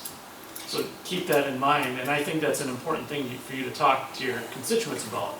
Because when we've talked to constituents, and I know Matt, for example, was at a Common Sense Citizens meeting and had this exact same discussion, they are very adamant that Samaritan stays until they find out they have to pay for it. So I'm serious. So that's going to be a big part of why I think it's important to have a task force that's independent from this body, consulting and giving you a recommendation. Because I think it is focusing on the people, gives them an opportunity to say, this is what we think the community should do and want. Supervisor Marquardt? One clarification on the 50-bed limitations on the small home incentive. Is that something that is by facility or by owner? So, I mean, if we consider two of these, would that 50-bed limitation apply or not? That's a good one. I'd have to get back to you on that. It certainly would have to be 2 separate licenses. You probably wouldn't be able to get away with that, but I can dig into it. Okay, not that I'm advocating that, but I was curious after I heard it at the committee meeting. And then my other comment would be that if we are currently at 72% Medicaid patients, which is in that ballpark obviously, that means about 63 of our 88 that Matt cited are on Medicaid. And if we have 50 beds, that means Medicaid will have to go to other facilities who are not going to want that. So just throw that out. Thank you.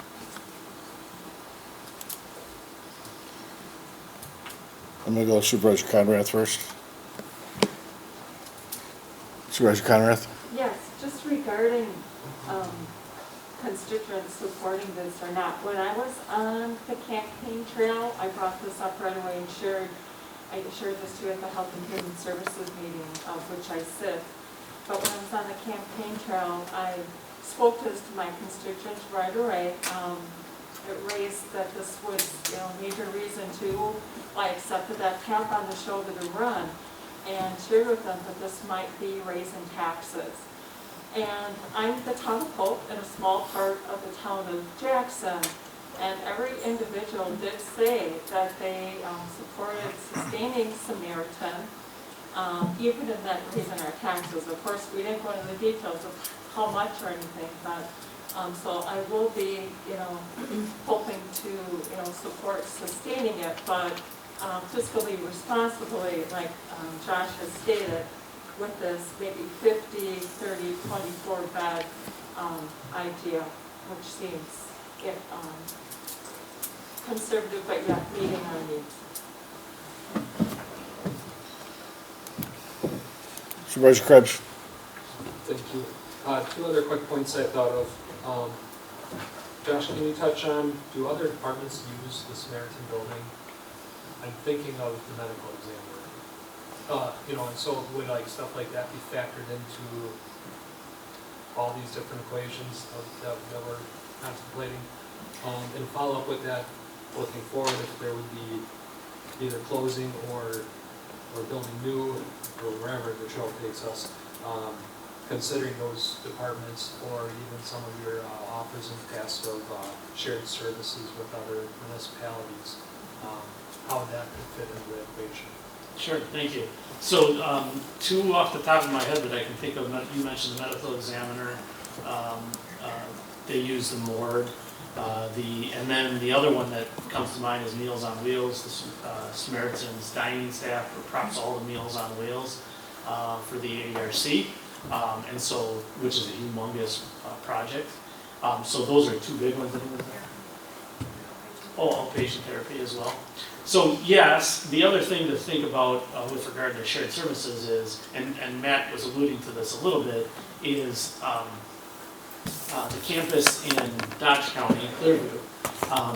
It was literally built for this purpose, to take on specifically Chapter 55's acute care type of situations.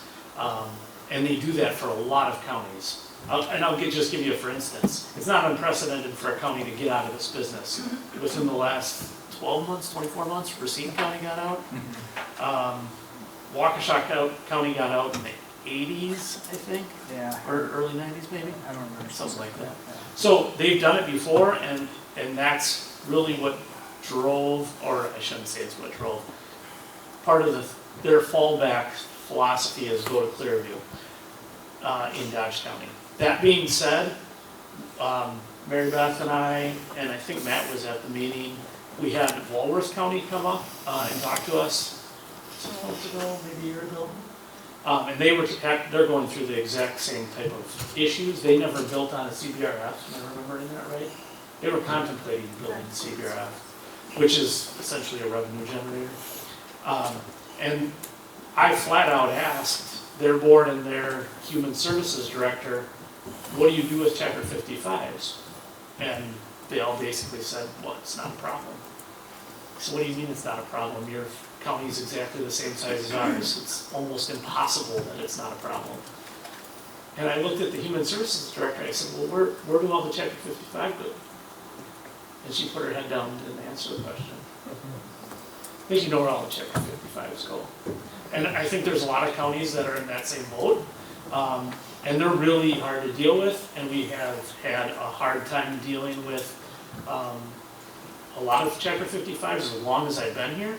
It's gotten significantly better since Julie and Mary Beth have gotten here.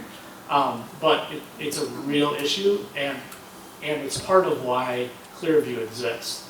I can tell you that a lot of counties around us don't service Chapter 55s at all, and they still have nursing homes. I don't know why they exist. At least from a conservative perspective, I don't know why government would get into this business except for this population that no one else is willing to serve.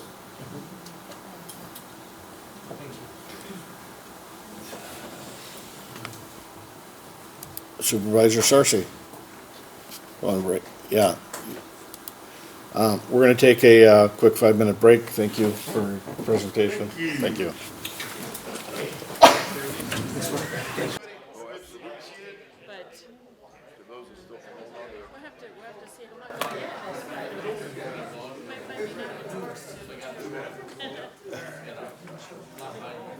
Now, there's no name tag on there. I have no idea who you are. I'm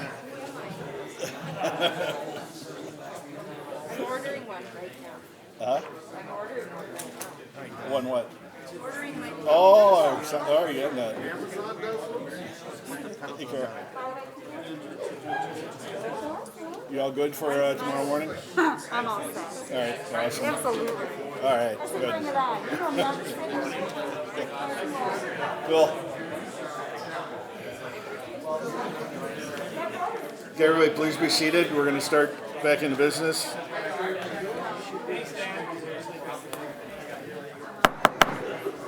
Hereby back in session.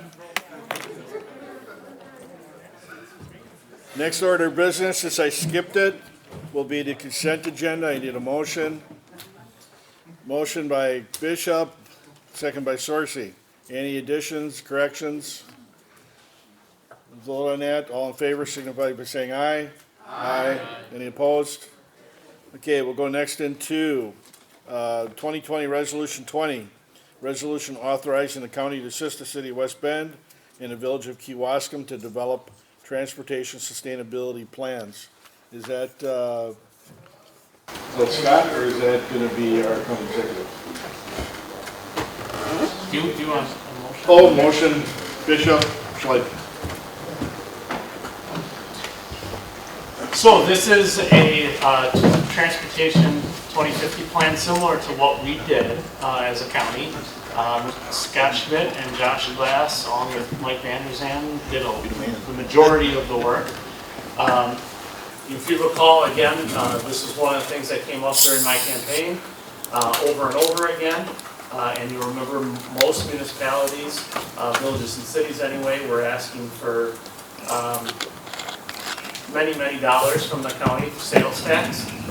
This is a different approach that I proposed. I met with the mayor of the city of West Bend, their city administrator as well, and the village administrator and village president of Kewaskum, and offered that they be the first two municipalities where we start with doing a similar plan to what the county did. Knowing full well that most municipalities and counties in the state of Wisconsin have no real idea of how much expense they have for their roads over the course of the next 30 years plus, a full life cycle for every road in their community. And so the proposal in front of you today is to approve entering into an agreement with both the city of West Bend and the village of Kewaskum, they being the first. Scott and his team will go through and assist their staffs in doing some of that work. As I pointed out to the Public Works Committee at their meeting last month, there may be some ancillary expenses related to this. If that were to exceed $10,000, we would go back to the Public Works Committee. We don't anticipate that to be the case. We anticipate Scott and his team to work directly with the teams from the village and the city.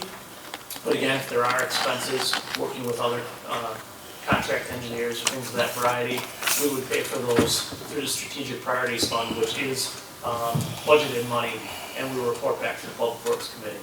So at very limited cost, we're hopefully going to get a good report by the end of 2021. Our goal is to have it ready so that it can begin to plan for the 2022 budget already for those municipalities. Ideally, they have it in their hands to be able to put their first budgets in place at that point in time. And ultimately, again, this will be limited to no cost for the county and no cost for each one of the municipalities. If it goes well, we'll come back to you in the coming months, and the mayor of the city of Hartford has made me promise that they'd be next, along with another municipality in the county. So that's the proposal in front of you. If you have any questions, I can answer them. Otherwise, if you have technical questions, Scott is here, you can answer them as well. Supervisor Schleif? I would just add that we discussed this at length in Public Works Committee, and we unanimously support it, maybe without Hartford.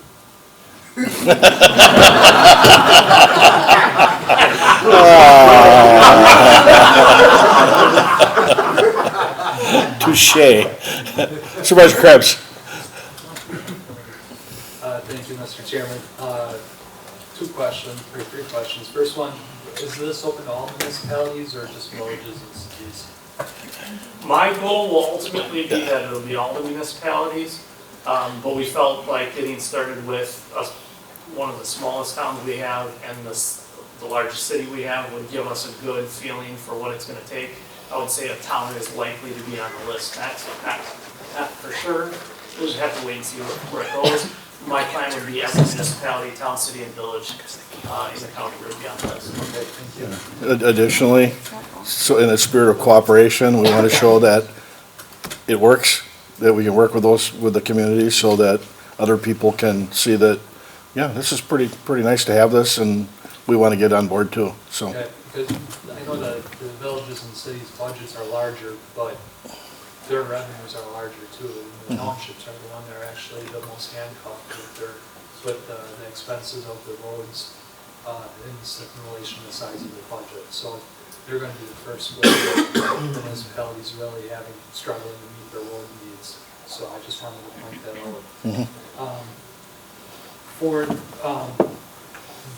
For when they start to look at the roads, specifically in cities and villages, because they do have different levels of roads, how detailed of a plan are we really going to dig into with them? Is this just the major thoroughfares, or are we going to be inventorying every cul-de-sac and alleyway that they Yeah, we included it in our MOU, that we included with Brad, they got it acknowledged their sewer lifespan of the roadway. That's why one reason we started with those villages and cities too. We know they have a good comprehensive GIS system. They went through and actually analyzed all of their sewer systems are, whether it's clay pipe, water, clay pipe, ductile iron, plastic, stuff like that, get the lifespan of that as well. So utilities are an incorporated part of this plan, no doubt about it. Storm sewer as well. So I know Mr. Newman is familiar with the city of West Bend, so we're going to be utilizing his staff's expertise in there and look at that lifespan of utilities as well. So that's going to be something different for us. We're actually really excited to look at it that way too. Our roadways are relatively simple. We need to look at those kind of things, but we're really excited to look at that. And that's where Mike Van was saying with JS will become a crucial part of this to take that information and figure out, okay, how long is the lifespan of that water, sewer, storm sewer, and the lifespan of the roadway above it, and how do you get those three to kind of combine the four things to work together. So we're actually looking forward to that and hopefully get a model for the rest of the state that they can utilize. Okay. To expand on that question though, which roads within the city would you be looking at? All roads? All. So it doesn't matter if it's one car a day road or if it's the busiest road in town? Alleys in the city of West Bend, yes. Alleys up to 18th Avenue, yes. Okay. Last question is this just existing roads, or will this also incorporate expansion plans that?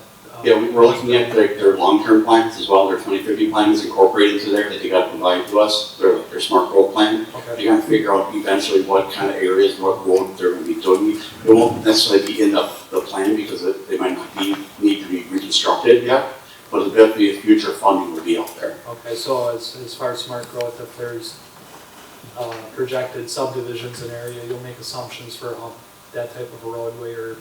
Yeah, it's just based on residential use or business use, how many lane miles are in the area, yep. Okay, thank you. Yep. Supervisor Newman. Thank you, Mr. Chair. I just wanted to let it known to the chairman and the board that I'll be abstaining from vote on this resolution. Thank you.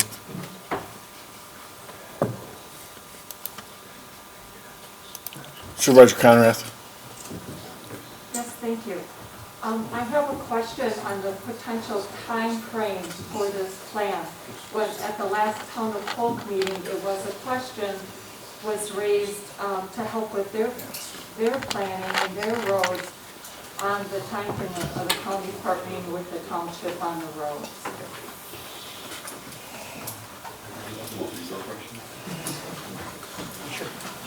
So this first crack at trying to work with municipalities in this regard will just be with the village of Kewaskum and the city of West Bend. And we're hoping we can get it done in a year, just under a year. To give you some context, our planning process was almost 2 years. So it very well may take us longer than that. Then once that's done, we'll go, our hope is to go municipality by municipality.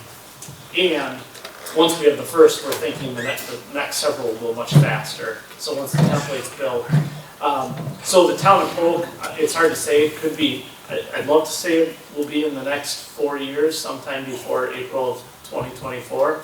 But we'll have to just wait and see how long it takes. Okay, thank you. So just to help them with their own plans for the roads and their budgeting, to say approximately 4 years. Yeah, practically speaking, yeah, somewhere in the next 4 to 8 years. Thank you. Yeah. Okay, seeing there's no more questions or comments, we will vote on this electronically.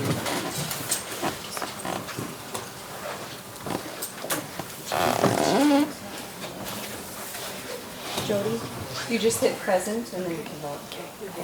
Yeah. Oh,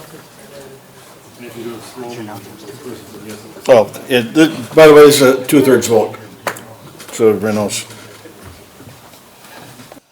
Thanks.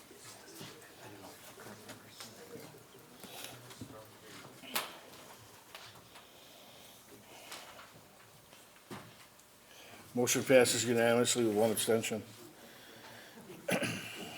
2020 Resolution 21, advisory resolution opposing Governor Tony Evers' Executive Order Number 82 declaring a statewide public emergency. Supervisor Mahalik, Supervisor Kelling. I'm going to give a, since I'm the one that brought this forward, I'm going to make a brief statement before we have a further discussion. I want to make one thing perfectly clear, as there's been much disinformation on social media and comments via email and by phone to supervisors. This is not a resolution opposing the wearing of masks.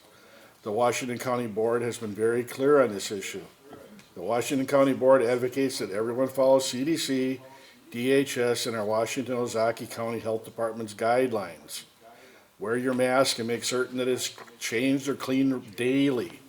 Please follow social distancing protocols. Wash your hands and surfaces regularly. If you are in a high-risk category, please refrain from entering environments where you could possibly become infected. This resolution is put forward for consideration by the board to object to the arbitrary and unlawful extension of Wisconsin's original emergency order to address the COVID-19 pandemic. In April, the governor attempted to extend the 60-day emergency order without first consulting with the state legislature for approval, as required by state statute 323 sub 10. That order was struck down by the Wisconsin Supreme Court. An extension of that order could not be arbitrarily decreed by DHS Secretary-designate Palm or Governor Evers without legislative approval.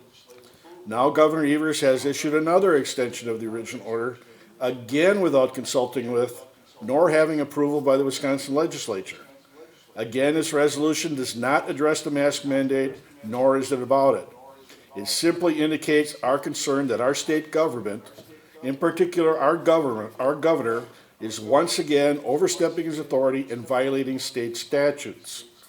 The governor cannot extend an emergency order without approval by the legislature, plain and simple, and this is what this resolution addresses. We call upon our elected representatives in the legislature to act to defend the rule of law.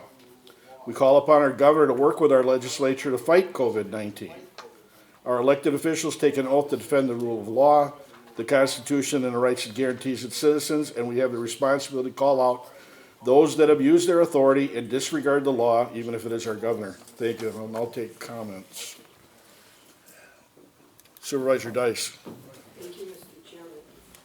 I did receive a call from a constituent who we had a very good discussion, but she did ask that basically, well, what is a resolution or what does it mean?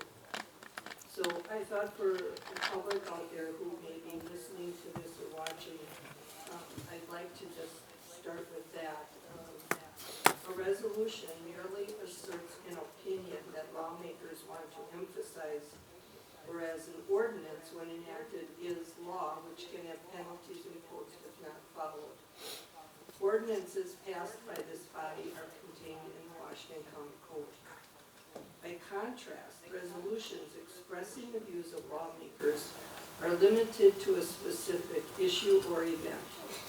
They are neither intended to be permanent nor to be enforceable. In a certain respect, they resemble the opinions expressed by a newspaper on its editorial page, but they are nonetheless indicative of the ideas and values of elected representatives and, as such, commonly mirror the outlook of voters.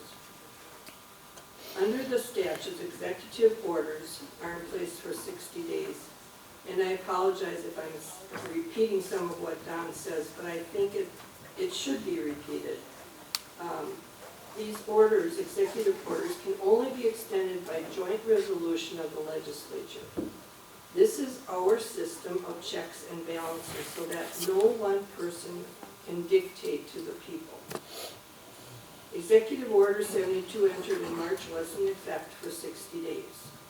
The Supreme Court's order addressed an emergency order entered under Executive Order 72 and found that DHS did not follow the statutes and that the director overstepped her authority. Executive Order 72 was not extended and expired within the 60 days. The governor then entered Executive Order 82, basically the same as Order 72, effective August 1st. He did not work with the legislature to extend Order 72. He basically recreated Order 72 and did not follow the statutes of Wisconsin. In other words, he circumvented the legislature. The legislature, the people you elected to represent you had no say. He was the only voice. The resolution before you takes the governor to task and says you did not follow the laws of the state of Wisconsin. For that reason, I'm going to be voting in favor of this resolution. Now, obviously, those of you who know me know that my opinions are greatly influenced by my 30 years working in the court system. We have laws that have been enacted that we are obligated to follow. And if you do not like a specific law, then do whatever you must to make the change that you feel it needs to be changed. This resolution, however, is simply stating that the governor did not follow the law. Now, for the most important part of what I want to say, which Don has already expressed, our county executive, our county board chairman, and I believe all of my fellow supervisors have and will continue to advocate to our citizens that we should wear masks when appropriate, maintain social distancing, avoid large gatherings, and wash your hands. And any other guidelines put forth from the CDC or our health department. This virus has torn our country apart. There are no easy answers to solving this pandemic. We just need to do the best we can. We need to be compassionate and caring human beings. We just need to be good people. Thank you.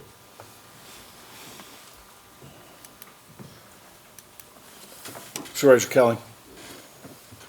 Thank you, Ms. Dice. She's a very eloquent lady, so I'm going to translate this into truck driver. I'm sure you're doing a fine job. First, I would remind this board that roughly a month ago, we took up a resolution that we would uphold the Constitution of the state of Wisconsin, as well as the United States of America, including all the laws and sub-laws that we have. The governor knowingly, he issued a second emergency order, knowing that it was indeed impossible for him to do, not legally. He could not do it. But he did it anyway. There's a lot of things he seems to do that, I can't do that. There's no way I could do that, but I'm going to do that anyways. And this is what we were talking about when we swore to uphold the Constitution. This is what we were talking about last month. It's not about necessarily the mask, but the emergency order itself.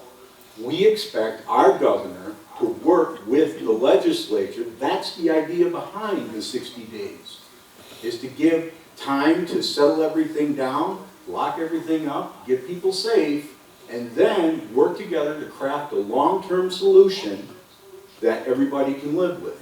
The governor failed on all counts to do any of that. He has not tried to work with the legislature. And that's what we should be basically sending the message to the governor. Having said that, now's where I'm really going to go out on a limb. I'm also extremely disappointed in our legislature and our Senate for not taking up the cause of getting rid of this emergency order. This should have been done. But what I've seen is political posturing and trying to get in the right lane of where they can worry about their reelection bids or how they can make it work in their favor, or they're afraid that the new Supreme Court might not uphold it. All I see is jockeying, and I hate that sort of thing. Because to me, it looks like I'm not here to do the job, I'm here to protect my job. And that drives me nuts. We're here to do the job. We expect our legislature to do the job as well and protect the citizens. This is utmost important. So while I admonish the governor, I will also ask that the legislature continue to attempt to work with the governor, although I do understand he's made that extremely difficult. But this emergency order should go away, and we must work to craft something that's workable. I believe that we are here to do the job. So with that, I just want to make sure that we're all going to, once again, call for a unanimous vote on this resolution. Thank you. Supervisor Krebs. Thank you, Mr. Chairman. I won't repeat what I've already heard, but I'll say that I agree with all the other statements. The fact that this illegal and overreaching order has been allowed to continue so far is exactly the reason why I think we must react to it today. I'm very happy and proud that we're here today, not only to debate this resolution, but also to vote on it. I will be fully supporting it, but in addition to it, I would also like to add and make an amendment to the resolution. So if you would refer to page 2, line 1 of this resolution. I think everyone has a copy of it and should be on their desk, correct? Yep. Okay.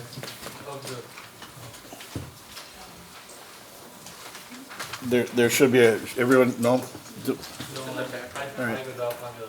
I'm sorry. iPad. Okay. Page 2, line 1. Be it further resolved. Yep, so page 2, line 1. Be it further resolved that the county board calls on Governor Evers to, and at that point I would like to insert immediately rescind executive order number 82 and then You need a second, I'll second it. Yeah. Okay.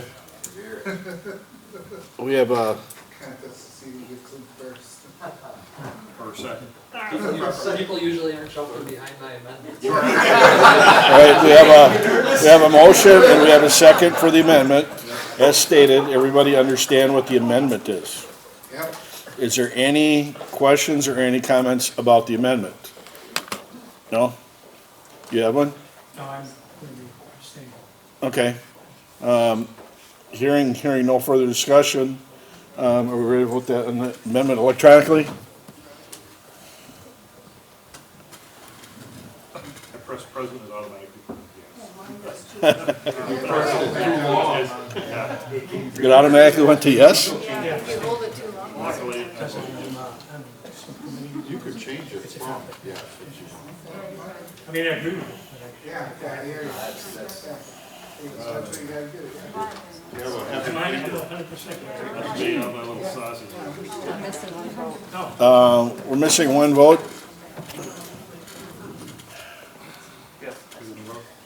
Did mine come through?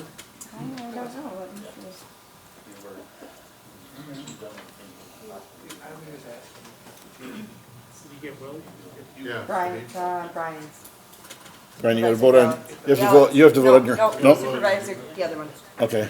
Oh, Brian Gall's, okay. I was gonna say, you gotta vote for your own amendment.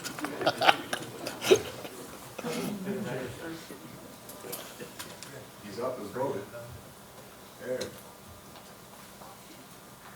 Okay, 24 yes, 1 abstention. And Smisek is not, Supervisor Smisek is not able to vote at this particular time? Okay, all right, He's been. okay. He's not. Okay, back to the amended, Supervisor Markright, you want to speak to? Go ahead. Yeah, I just would, thank you, Mr. Chairman. I want to just echo what Supervisor Kelly said, and I know the afternoon that I heard the news that he was issuing this, I was on the email and phone to my senator, my assemblyman, and I also contacted Speaker Boss, as I heard, the next day or two, as I heard he was not getting his assembly together on this issue. And what I've heard always is the mask issue, that the mask issue is very, supported by the population and all this, and it's not about that, and it's very important, and thank you for making that clear, Mr. Chairman, that this is about the way proper government is supposed to be conducted. Thank you. Supervisor Bossert. Okay, so a couple of things. I was doing some research on this. Right now, Florence County has a total of 8 cases. They have about 4,400 people total in their county. They're largely rural. The idea that people in Madison need to dictate to them or to any county based on different situations, a statewide one-size-fits-all order doesn't work. Milwaukee County has a very different situation than we have. We have a different situation than Florence County. As well, some of the overreach I'm seeing, Milwaukee County, they've actually issued warnings to coin-operated laundromats. Those normally don't even have any staff there to enforce mask mandates. But if any of their customers don't have a mask on, without even finding out if those customers have medical exemptions, Milwaukee County is issuing warnings to the businesses and threatening to shut them down. In my mind, that's wrong. That's government overreach. Now, I know my assembly person, I know he supports rescinding this. The assembly has to get off their butts and get the votes together. They have to defend their right to be part of this process, and in doing so, defend our rights to not be part of a one-size-fits-all solution dictated by Madison. Right now, Evers can use this state of emergency to shut down schools, to impose a second lockdown, to do anything else he wants. He could use it to mandate that we all wear goggles tomorrow, which, by the way, this may be coming, who knows? Then on top of that, I think this is a local control issue. If people are concerned about masks, they think mask mandates are needed, local government should put those in places. Cities should put those in, counties should put those in. And if they're not needed, then the counties should speak accordingly and not enact them. But for the state to do it, I think is wrong. And, I don't think any police department in our county is enforcing this. I don't think our health department is. But in those other communities where they are, I think their budgets need to be looked at. If you have a police force that has time to enforce this mask mandate, you're overstaffed. And the Police and Fire Commission should be looking at that. Or maybe the police chief has the wrong priority, and the Police and Fire Commission should be looking at that. All right, that's all I got. Thank you. Thank you. Supervisor Sarsi. Thank you, Mr. Chairman. I agree wholeheartedly with the situation, but I want to straight a little bit. I was at a function the other night with Senator Fitzgerald and Glenn Grothman and Senator Darling, a bunch of people, and I cornered Senator Fitzgerald. I don't know if you're aware, but there are over 150 bills that are sitting out there right now that if they don't get approved this year, they die. So they need to get out there, and I talked to Senator Darling many times, they've got to get out there and approve that. Not only got to get this thing going, but they got to get those bills approved. I mean, this is sad that they're acting like children.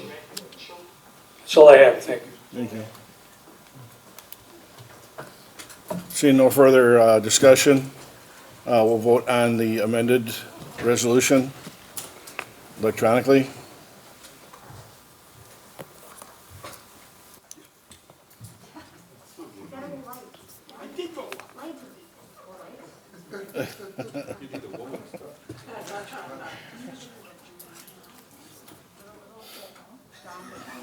Good job, people. Thank you. Motion passes unanimously.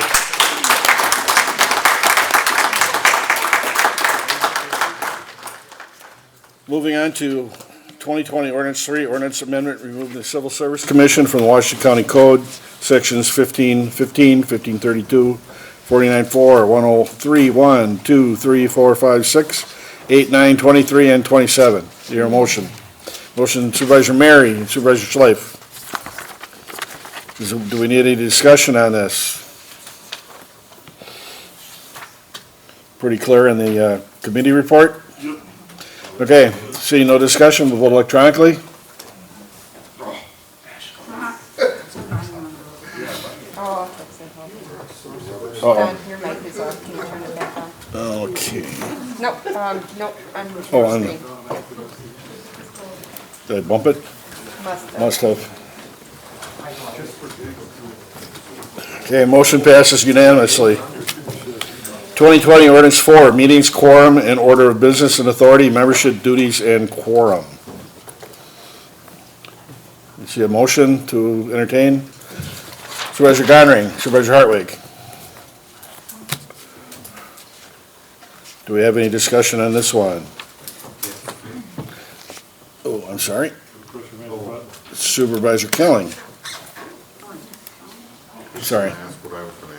Yeah. Sorry, he was flashing first. So when we had this in executive, this is, I'm gonna make sure you got me at a loss here, I don't have my computer with me. So this is the one we discussed with the absence from, okay. Video conferencing. So I just went ahead and offered up an amendment on this to make sure that the presiding chairman would need to be present at all these meetings, so that's the way it is written in the updated version by Attorney Stern. I just want to point that out, that members of the board could come remotely to the meeting, but that the presider, whether that be the chairman, the vice chairman, or the second vice chairman, would indeed need to be present, I think, to make sure that we have the ability to keep everything straight with minutes and all the rest of that. So I just wanted to point that out. Thank you. Thank you. Okay. Seeing no further discussion. Did that get into the? Is that in there? It should be. Yeah. Yep, it's on your Yep. desk. Okay. Yeah, it is. It's the handout. Make sure that they noted the change. Yeah, it is. Okay, vote on this electronically.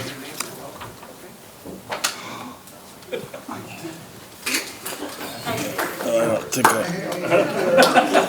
my vote didn't come in, did it? Oh, I'm not sure, but I'm missing one. Okay. We're good. Okay. Okay, motion passes unanimously. 2020 ordinance 5, amend procedure rules, section 15-6. The motion, motion Sorcy, Mary. This is a two-thirds vote. This is one you're gonna take the lead on? If they have questions, absolutely. If there's questions, please direct them to Attorney Stern.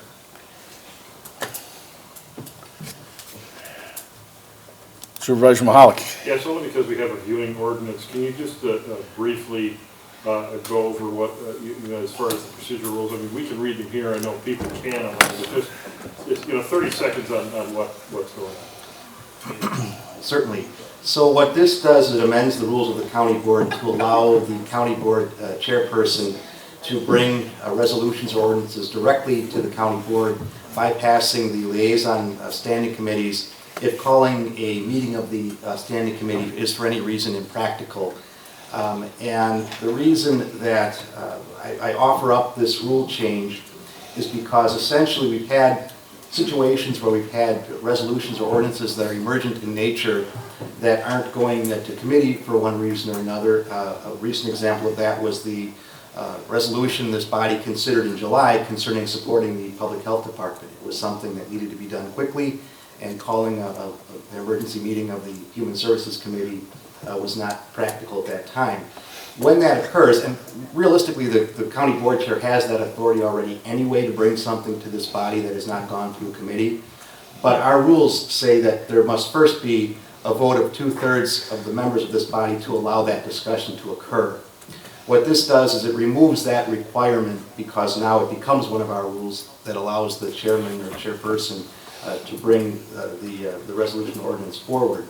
The remedy for the board, should they not want to take up that particular issue, is to move a motion to refer the matter back to committee. That particular procedural rule already exists anyway. All I'm proposing that we do is cut off this extra, sometimes confusing piece of red tape that says, by the way, before we even consider anything, we have to have a 2/3 vote to even allow that discussion to occur. The purpose of the 2/3 majority vote to suspend a rule really is for things that come up kind of last minute on the floor of the board. An example of that was back in March when the board decided at that particular meeting to allow membership to appear by video. That was not permitted by our code. We needed a rule that evening quickly to suspend that prohibition so people could appear, members could appear by video that evening. That's really what the 2/3 vote is for. It's to take up those things. So this essentially codifies in our code that the 2/3 vote for this kind of thing isn't necessary. And I know it's been confusing when we have had to have those 2/3 votes at times. It doesn't change the remedies, really. It doesn't really even change the chairperson's powers. It just eliminates one procedural step in the case.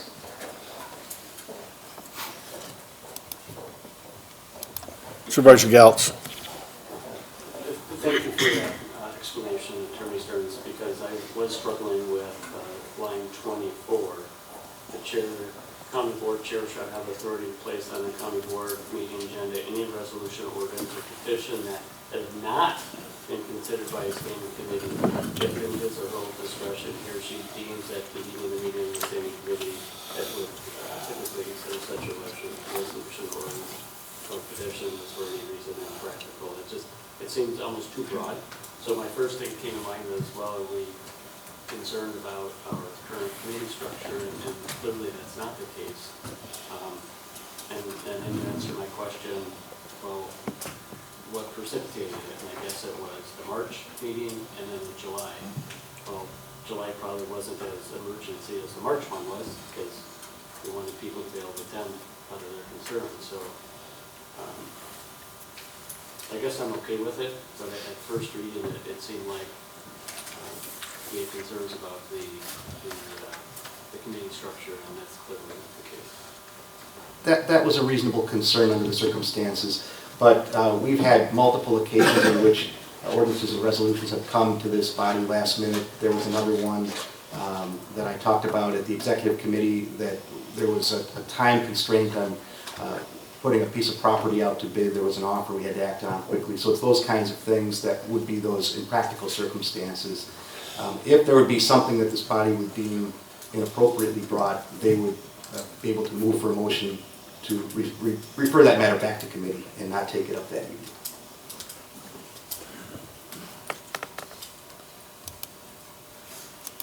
Supervisor Schleif. Thank you, Mr. Chairman. Procedural point to the last point you made. If we should decide to try to send it back to committee, does that pass by a simple majority? Yes, that's just a majority vote. It's actually easier to do that than it would be to suspend the rules.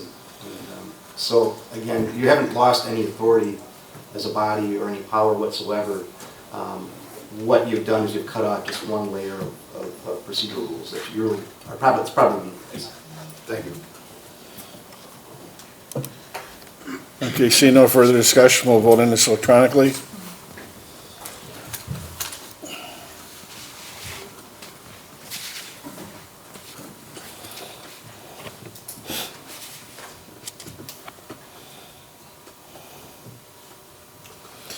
Motion passes unanimously.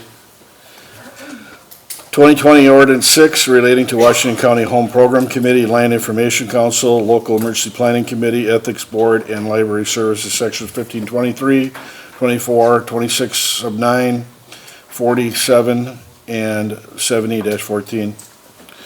Entertain a motion. Supervisor Dice, Supervisor Hartwig. Any discussion on this? Basically, the change in governance changes who makes the appointments, and we're just codifying that. Any questions, comments? Seeing none, we will vote on this electronically.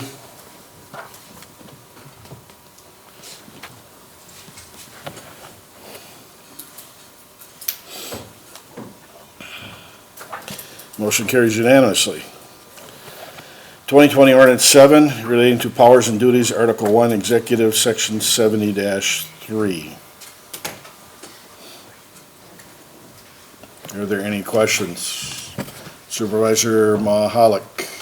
Thank you, Click on you Chairman. first. I'm just curious, when we're looking at appointments to a committee created by the county executive, maybe remove, replace, or the committee may be abolished by the county executive at pleasure. Is this something that is common among other counties with an executive? Yes. I just want to make sure, and Chairman, if Josh knows, I mean, I'd be happy to. Speak to that, county executive. It is common.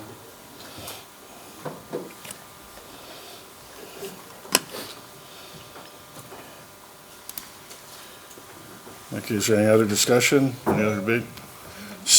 Motion in a second. Oh, you take a motion on that one? I'm sorry. Need a motion? Supervisor Schleif, Supervisor Schulteis. So seeing no further discussion, we'll vote on it electronically.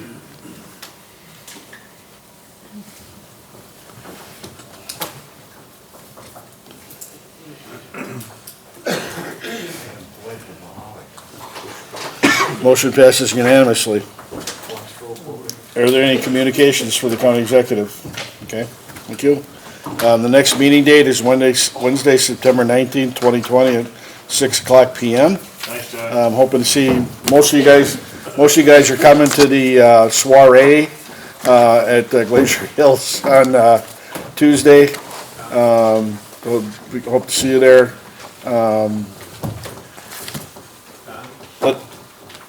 Sorry. Oh. Who is? All right, right. Supervisor Krebs. Before you adjourn, I just wanted to know if I could make one other announcement, quick too. The blue books or the directories that were placed on your desks, if you don't want them, I encourage you to donate them to the schools. I've done that with past ones and they've been very grateful for it, so. Cool, good.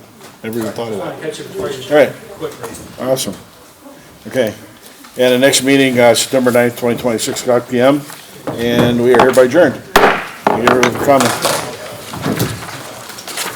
Yeah, I took you over.